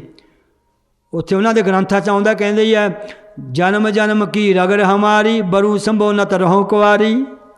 ਮੇਰੀ ਜਨਮਾਂ ਜਨਮਾਂ ਦੀ ਇੱਛਾ, ਜੇ ਵਰਨਾ ਤਾਂ ਸ਼ਿਵ ਜੀ ਨੂੰ ਵਰਨਾ ਨਹੀਂ, ਕੁਆਰੀ ਰਹੂੰਗੀ। ਇੰਨਾ ਸਾਲ ਇੰਨੇ ਸਮੇਂ ਭਗਤੀ ਕੀਤੀ। ਭਾਵ ਸੀ ਇਰਾਦੇ ਦੀ ਦ੍ਰਿੜ ਸੀ। ਸੋ ਇਉਂ ਗੁਰੂ ਸਾਹਿਬ ਸਾਨੂੰ ਇਰਾਦੇ ਦੇ ਦ੍ਰਿੜ ਬਣਾਉਂਦੇ ਨੇ, ਪੱਕਾ ਬਣਾਉਂਦੇ ਨੇ। ਜਾਣਾ ਹੀ ਆ ਰੋਜ਼ ਰੋਜ਼ ਸੰਥਿਆ ਵਿੱਚ, ਮੈਂ ਮੱਥਾ ਟੇਕਣਾ ਹੀ ਆ ਰੋਜ਼, ਇਰਾਦੇ ਦੇ ਪੱਕੇ ਹੁੰਦੇ ਹੈ। ਅਤੇ ਮੈਂ ਗੁਰੂ ਦੀ ਬਾਣੀ ਪੜ੍ਹਨੀ ਓ ਪੜ੍ਹਨੀ ਹੈ, ਅਤੇ ਮੈਂ ਸਿੱਖੀ ਧਾਰਨੀ ਓ ਧਾਰਨੀ ਹੈ, ਮੈਂ ਅੰਮ੍ਰਿਤਧਾਰੀ ਬਣ ਕੇ ਗੁਰੂ ਵਾਲਾ ਬਣਨਾ ਹੀ ਬਣਨਾ, ਇਰਾਦੇ ਦਾ ਦ੍ਰਿੜ ਹੋ ਜਾਂਦਾ ਹੈ। ਸੋ ਗੁਰੂ ਸਾਹਿਬ ਜੀ ਪਾਰਵਤੀ ਵਾਂਗੂ ਸਾਨੂੰ ਇਰਾਦੇ 'ਚ ਪਰਪੱਕ ਬਣਾਉਂਦੇ ਨੇ। ਮਾਂ ਲక్ష్ਮੀ ਕੀ ਹੈ? ਕਹਿੰਦੇ ਉਹ ਕਹਿੰਦੀ ਮੈਂ ਸਾਰੇ ਪਦਾਰਥ ਮੈਂ ਦਿੰਦੀ ਹਾਂ, ਜਾਂ ਸਦਾ ਹੀ ਵਿਸ਼ਨੂੰ ਦੀ ਹਮੇਸ਼ਾ ਖੜੀ ਸੇਵਾ ਕਰੀ ਜਾਂਦੀ ਹੈ, ਚਰਨ ਝੱਸੀ ਜਾਂਦੀ ਹੈ। ਇਉਂ ਗੁਰੂ ਸਾਹਿਬ ਸਾਨੂੰ ਸੇਵਾ ਕਰਨ ਦਾ ਜਿਹੜਾ ਹੈ ਸੰਕਲਪ ਪੈਦਾ ਕਰਦੇ ਨੇ ਕਿ ਮੈਂ ਲక్ష్ਮੀ ਵਾਂਗੂ ਸਦਾ ਹੀ ਸੇਵਾ ਕਰਨੀ ਹੈ। ਜਾਂ ਪਦਾਰਥ ਕੀ ਹੈ? ਜਿਵੇਂ ਲక్ష్ਮੀ ਕਹਿੰਦੀ ਮੈਂ ਪਦਾਰਥ ਸਾਰੇ ਦਿੰਦੀ ਹਾਂ, ਗੁਰੂ ਸਾਹਿਬ ਸਾਨੂੰ 4 ਪਦਾਰਥ ਦਿੰਦੇ ਨੇ, ਧਰਮ, ਅਰਥ, ਕਾਮ, ਮੋਖ। ਸੋ ਸਾਰੇ ਪਦਾਰਥਾਂ ਦੇ ਦੇਣ ਵਾਲੇ ਕਿੰਨੇ ਹੋਰ ਪਦਾਰਥ ਦੇ ਰਹੇ ਨੇ ਸਾਡੇ ਵਾਸਤੇ ਗੁਰੂ ਸਾਹਿਬ ਜੀ, ਲక్ష్ਮੀ ਦੀ ਤਰ੍ਹਾਂ ਸਾਰੇ ਪਦਾਰਥਾਂ ਦੇ ਦਾਤੇ ਨੇ। ਹੁਣ ਸ੍ਰਿਸ਼ਟੀ ਬ੍ਰਹਮਾ ਦੇ ਘਰ ਵਾਲੀ, ਇਹ ਕਹਿੰਦੇ ਵਿਦਿਆ ਦੀ ਦਾਤੀ ਮੰਨੀ ਹੈ। ਸੋ ਗੁਰੂ ਸਾਹਿਬ ਸਾਡੇ ਵਿਦਿਆ ਦੇ ਦਾਤੇ ਨੇ, ਸ੍ਰਿਸ਼ਟੀ ਵਾਂਗੂ ਕਿੰਨੀ ਵਿਦਿਆ ਸਾਨੂੰ ਦੇ ਰਹੇ ਨੇ। ਸੋ ਇਉਂ ਇਹਦੇ ਅਰਥ ਸਮਝ ਲੈਣੇ, ਇਹ ਆਈ ਸਮਝ ਕਿ ਨਹੀਂ? ਸੋ ਗੁਰੂ ਹੀ ਸਾਡੇ ਲਈ ਸਭ ਕੁਝ ਹੈ। ਫਿਰ ਗੁਰੂ ਸਾਡੇ ਲਈ ਈਸ਼ਵਰ ਹੈ, ਗੁਰੂ ਸਾਡੇ ਲਈ ਬ੍ਰਹਮਾ ਹੈ, ਗੁਰੂ ਸਾਡੇ ਲਈ ਵਿਸ਼ਨੂੰ ਹੈ, ਗੁਰੂ ਸਾਡੇ ਲਈ ਲక్ష్ਮੀ ਹੈ, ਪਾਰਵਤੀ ਹੈ, ਸ੍ਰਿਸ਼ਟੀ ਹੈ, ਸਭ ਕੁਝ ਸਾਡੇ ਲਈ ਗੁਰੂ ਹੈ। ਚਲੀ ਅੱਗੇ। ਜੇ ਹੋ ਜਾਣਾ ਆਖਾ ਨਾਹੀ, ਹਾਂ ਕਹਿਣਾ ਕਥਨ ਨਾ ਜਾਈ। ਹਾਂ, ਇਹਨੂੰ ਠੀਕ ਹੈ। ਜੇ ਹੋ ਜਾਣਾ, ਜੇ ਹੋ ਜਾਣਾ, ਜੇ ਮੈਂ ਸਤਿਗੁਰਾਂ ਦੀ ਮਹਿਮਾ ਜਾਣਦਾ ਹੁੰਦਾ, ਪੂਰੀ ਨਹੀਂ ਮੇਰੇ ਤੋਂ ਕਹੀ ਜਾਂਦੀ, ਆਖਾਂ ਨਾਹੀ ਨਹੀਂ ਕਹੀ ਜਾਂਦੀ ਮੇਰੇ ਤੋਂ ਉਹਨਾਂ ਦੀ ਪੂਰੀ ਵਡਿਆਈ। ਆ ਕੁਝ ਕਿਤੇ ਕਹਿ ਦਿੱਤੀ ਉੱਪਰ, ਪਰ ਕਹਿਣਾ ਕਥਨ ਨਾ ਜਾਈ। ਸੋ ਉਹ ਕਹਿਣਾ ਜੀ, ਉਹਦਾ ਕਥਨ ਪੂਰਾ ਜਿਹੜਾ ਕਹਿਣਾ ਕਹਿਆ ਨਾ ਜਾਈ, ਨਹੀਂ ਕਿਹਾ ਜਾਂਦਾ ਸਾਰਾ। ਗੁਰੂ ਸਾਹਿਬ ਦੀ ਸਾਰੀ ਸਮਗਰ ਵਡਿਆਈ ਆਖੀ ਨਹੀਂ ਜਾਂਦੀ। ਅੱਗੇ ਗੁਰਾ ਇੱਕ ਦੇਹ 부ਝਾਈ। ਇਹਨੂੰ ਬੁਝਾਈ ਪਾਉਣਾ, ਬੁਝਾਈ ਨਹੀਂ, ਬੱਬੇ ਦੇ ਹੱਥ ਖਲਾ ਕੇ। ਨਾਲੇ ਗੁਰਾਂ 'ਤੇ ਵਿਸਰਾਮ ਕਰ ਜਾਣਾ ਹੈ, ਨਾਲੇ ਗੁਰਾਂ ਦੇ ਕੰਨੇ ਉੱਤੇ ਬਿੰਦੀ ਨਹੀਂ ਜੀ ਲਾਉਣੀ, ਗੁਰਾ ਹੀ ਪੜ੍ਹਨਾ ਹੈ। ਇੱਕ ਗੁਰੂ ਦੀ ਗੱਲ ਹੋ ਰਹੀ ਹੈ, ਬਹੁਤੇ ਗੁਰੂ ਨਹੀਂ। ਗੁਰਾ ਇੱਕ ਦੇਹ ਬੁਝਾਈ, ਇੱਕ ਦੇਹ 부ਝਾਈ। ਹਾਂ, ਬੁਝਾਈ ਨਹੀਂ ਕਹਿਣਾ, ਬੁਝਾਈ। ਗੁਰਾਂ 'ਤੇ ਵਿਸਰਾਮ ਕਰ ਜਾਣਾ। ਗੁਰਾ ਇੱਕ ਦੇਹ ਬੁਝਾਈ, ਇੱਕ ਦੇਹ 부ਝਾਈ। ਹਾਂ, ਗੁਰੂ ਨੇ ਸਾਨੂੰ ਇੱਕ ਗੱਲ ਜਿਹੜੀ ਬੁਝਾਈ ਸਮਝਾ ਦਿੱਤੀ, ਇੱਕ ਸਿੱਖਿਆ ਦੇ ਦਿੱਤੀ, ਇਹ ਗੱਲ ਸਮਝਾ ਦਿੱਤੀ। ਕਿਹੜੀ ਸਮਝਾਈ ਹੈ ਜੀ? ਉਹ ਅੱਗੇ ਦੱਸੀ ਹੈ। ਸਭਨਾ ਜੀਆਂ ਕਾ ਇੱਕ ਦਾਤਾ। ਆ ਸਮਝਾਇਆ, ਇਹ ਸਮਝਾਤਾ ਗੁਰਾਂ ਨੇ ਵੀ ਸਾਰਿਆਂ ਜੀਆਂ ਦਾ ਇੱਕੋ ਦਾਤਾ ਪਰਮੇਸ਼ਰ ਹੈ। ਐਵੇਂ ਨਾ ਹੋਰ ਕਿਤੇ ਇੱਧਰ ਉੱਧਰ ਤੁਰੇ ਫਿਰੀ ਜਾਇਓ, ਕੋਈ ਸਰਸੇ ਕੰਨੀ ਤੁਰ ਗਿਆ, ਕੋਈ ਰਾਧਾ ਸਵਾਮੀਆਂ ਕੰਨੀ ਤੁਰ ਗਿਆ, ਕੋਈ ਭਨਿਆਰੇ ਵਗੈਰਾ ਨੂੰ, ਕੋਈ ਹੰਨੇ ਦੀ, ਕੋਈ ਬੰਨੇ ਦੀ, ਕੋਈ ਪਹਾੜਾਂ ਵਾਲੀ ਰੰਨੇ ਦੀ, ਕੋਈ ਢੋਲ ਢਮੱਕਾ ਸਰਵਰ ਦਾ, ਕੋਈ ਹੜਬੜ ਗੁੱਗੇ ਪੀਰਾਂ ਦੀ, ਇੱਦਾਂ ਦੀਆਂ ਪੂਜਾ ਵੱਲ ਨੂੰ ਤੁਰ ਪਏ। ਮਾਰੀ ਕਹਿੰਦੇ ਇੱਕੋ ਹੀ ਦਾਤ ਹੈ ਸਾਰਿਆਂ ਦਾ, ਉਹ ਤੁਸੀਂ ਮੰਗਿਆ ਕਰੋ, ਥਾਂ ਥਾਂ 'ਤੇ ਨਾ ਭੱਜੇ ਫਿਰੀਏ ਮੰਗਤੇ ਬਣ ਕੇ। ਸੋ ਸਭਨਾ ਜੀਆਂ ਕਾ, ਸਭਨਾ ਜੀਆਂ ਕਾ ਇੱਕ ਦਾਤਾ, ਇੱਕ ਦਾਤਾ। ਸਾਰੇ ਜੀਆਂ ਨੂੰ ਇੱਕੋ ਦਾਤਾ ਦੇਣ ਵਾਲਾ ਪਰਮੇਸ਼ਰ ਹੈ, ਇਹਦੇ ਕੋਲ ਹੀ ਮੰਗੀਏ। ਫਿਰ ਨਾਲ ਮੰਗੀਏ ਵੀ, ਨਾਲੇ ਉਹਨੂੰ ਜਪੀਏ ਵੀ। ਫਿਰ ਕੌਣ? ਸੋ ਮੈਂ ਵਿਸਰ ਨਾ ਜਾਈ। ਆ ਗੁਰਾਂ ਨੇ ਮੈਨੂੰ ਸਮਝਾ ਦਿੱਤਾ ਹੈ ਕਿ ਉਹ ਮੈਨੂੰ ਵਿਸਰ ਨਾ ਜਾਵੇ ਕਦੇ ਵੀ। ਜਿਹੜੇ ਸਾਰਿਆਂ ਜੀਆਂ ਨੂੰ ਦਾਤਾਂ ਦੇਣ ਵਾਲਾ ਵਾਹਿਗੁਰੂ ਹੈ, ਮੈਨੂੰ ਭੁੱਲੇ ਨਾ, ਸਦਾ ਮੈਨੂੰ ਯਾਦ ਰੱਖਾਂ। ਉੱਠਦਿਆਂ ਵੀ ਯਾਦ ਰੱਖਾਂ, ਬਹਿੰਦਿਆਂ ਵੀ ਯਾਦ ਰੱਖਾਂ, ਸੁੱਤੇ ਪਏ ਉੱਠੀਏ ਜਦ ਵੀ ਕਹਾਂ ਰੱਬਾ ਸ਼ੁਕਰ ਹੈ ਸੁਰੱਖਿਅਤ ਸਾਨੂੰ ਉਠਾ ਲਿਆ ਤੈਂ, ਹੋਰ ਨਾ ਕਿਤੇ ਰਾਤ ਨੂੰ ਫੂਕ ਜੀ ਨਿਕਲ ਗਈ ਸੀ ਕਿਤੇ, ਤੇਰਾ ਸ਼ੁਕਰ ਹੈ। ਉੱਠਦਿਆਂ ਵੀ ਬਹਿੰਦੇ ਯਾਦ ਕਰੀਏ। ਉਠਤ ਬੈਠਤ ਸੋਵਤ ਨਾਮ, ਕਹੋ ਨਾਨਕ ਜਨ ਕੈ ਸਦ ਕਾਮ। ਇਹ ਉਹਨੂੰ ਭੁੱਲੀਏ ਨਾ, ਚੇਤੇ ਰੱਖੀਏ, ਚਿੰਤਾ ਨਾ ਕਰੀਏ, ਚਿੰਤਨ ਕਰੀਏ, ਚੇਤੇ ਕਰੀਏ, ਚਿੰਤਾ ਨਾ ਕਰੀਏ, ਵਿਸਰੀਏ ਨਾ ਕਦੇ ਉਹਨੂੰ। ਜਿਹੜਾ ਸੋ ਇੱਥੇ 5 ਪੌੜੀਆਂ ਤੱਕ ਸਵੇਰਵਾਲ ਦੀ ਸੰਥਿਆ ਹੋਈ ਹੈ। ਸੋ ਇੱਥੇ ਸੰਪੂਰਨ ਹੋਈ ਹੈ। 6ਵੀਂ ਪੌੜੀ ਸਤਿਗੁਰੂ ਦੀ ਬਖਸ਼ਿਸ਼ ਨਾਲ ਕੱਲ੍ਹ ਨੂੰ ਵਿਚਾਰਾਂਗੇ। ਸੋ ਇੰਨੀਆਂ ਕਿ ਹੋਇਆ ਕਰਨਗੀਆਂ ਰੋਜ਼। ਜੇ ਤਾਂ ਜੀ ਲੱਗਦਾ ਹੈ ਫਿਰ ਤਾਂ ਅਰਥਾਂ ਸਮੇਤ ਕਰ ਲਿਆ ਕਰੀਏ, ਜੇ ਕੋਈ ਗੜਬੜ ਹੈ ਤਾਂ ਦੱਸ ਦਿਓ, ਠੀਕ ਹੈ ਨਾ। ਅਰਥਾਂ ਸਮੇਤ ਤੇ ਚਾਹੀਦਾ। ਚਲੋ ਫਿਰ ਪੜ੍ਹ ਲਓ ਇਸ ਪੌੜੀ ਨੂੰ ਸਾਰੇ। ਫਿਰ ਹੁਣ ਮੁੱਢ ਤੋਂ ਪੜ੍ਹੋ ਇਹਨੂੰ। ਇਹ ਪੌੜੀ ਦਾ ਪਾਠ ਸਾਰੇ ਇਕੱਠੇ ਕਰ ਲਓ ਗੁਰਮੁਖ ਨਾਲ। ਥਾਪਿਆ ਨਾ ਹਾਂ, ਕੀਤਾ ਨਾ ਹੋਏ की आपे आप निरंजन सोए जिन सेविया तिन पाया मान नानक गाविए गुणी निधान गाविए ਸੁਣੀਐ मन रखिए ਭਾਉ ਦੁਖ ਰੁਕੋ ਰੁਕੋ ਆ ਕਈ ਭਾਉ ਪੜ ਗਏ ਭਾਵ ਗਾਵੀਐ ਗਾਵੀਐ ਸੁਣੀਐ ਸੁਣੀਐ ਮਨ ਰੱਖੀਐ ਭਾਵ ਮਨ ਰੱਖੀਐ ਭਾਉ ਹਾਂ ਪੱਬੇ ਨੂੰ ਕੰਨਾਂ ਲਾ ਕੇ ਪ੍ਰੇਮ ਦਾ ਅਰਥ ਹੈ ਅੱਗੇ दुख पर हर सुख धर ले जाए ਠੀਕ गुरमुख नादं गुरमुख वेदं गुरमुख रहया ਰੁਕੋ ਰੁਕੋ ਰਿਹਾ ਪੜ ਗਏ ਗੁਰਮੁਖ ਰਿਹਾ ਹੀ ਪੜ ਗਏ ਰਹਿਆ ਪੜ੍ਹਨਾ ਰਹਿਆ ਗੁਰਮੁਖ ਰਹਿਆ ਸਮਾਈ गुरमुख रहया समाई ਹਾਂ, ਹੁਣ ਹੋਇਆ ਤਾਂ ਸਮਾਈ ਹੋਊਗੀ ਜੇ ਰਿਹਾ ਪੜ੍ਹੋ ਨਹੀਂ ਰਹਿਆ ਪੜੋਗੇ ਫਿਰ ਗੁਰਮੁਖ ਨਾਦੰ गुरमुख नादं ਗੁਰਮੁਖ ਵੇਦੰ ਗੁਰਮੁਖ ਵੇਦੰ ਗੁਰਮੁਖ ਰਹਿਆ ਸਮਾਈ ਗੁਰਮੁਖ ਰਹਿਆ ਸਮਾਈ ਅਗਲੀ ਲਾਈਨ ਦਾ ਵਿਸਰਾਮ ਦੇਖੋ ਕਰੋ ਠੀਕ ਗੁਰ ਈਸਰ ਗੁਰ ਗੋਰਖ ਬਰਮਾ ਗੁਰ ਪਾਰਬਤੀ ਮਾਈ ਚਲੋ ਬਹੁਤ ਠੀਕ ਪੜਿਆ ਤੇ ਇਹੋ ਜਿਵੇਂ ਟਕਸਾਲੀ ਪਾਠੀ ਬੋਲਦੇ ਹੁੰਦੇ ਇਹੋ ਜਾਣਾ ਆਖਾ ਨਾਹੀ ਕਹਿਣਾ ਕਥਨ ਨਾ ਜਾਈ ਗੁਰਾ ਇੱਕ ਦੇਹ ਬੁਝਾਈ ਆ ਵੀ ਵਿਸਰਾਮ ਠੀਕ ਕੀਤਾ ਹੈ ਸਭਨਾ ਜੀਆ ਕਾ ਇੱਕ ਦਾਤਾ ਸੋ ਮੈਂ ਮੈਂ ਵਿਸਰ ਨਾ ਜਾਈ ਗੁਰਾ ਇੱਕ ਦੇਹ ਬੁਝਾਈ ਇੱਕ ਦੇਹ ਬੁਝਾਈ ਸਭਨਾ ਜੀਆਂ ਕਾ ਇੱਕ ਦਾਤਾ ਸਭਨਾ ਜੀਆਂ ਦਾ ਇੱਕ ਦਾਤਾ ਸੋ ਸੋ ਮੈਂ ਵਿਸਰ ਨਾ ਜਾਈ ਮੈਂ ਵਿਸਰ ਨਾ ਵਾਹਿਗੁਰੂ ਜੀ ਕਾ ਖਾਲਸਾ ਵਾਹਿਗੁਰੂ ਵਾਹਿਗੁਰੂ ਜੀ ਕੀ ਫਤਿਹ।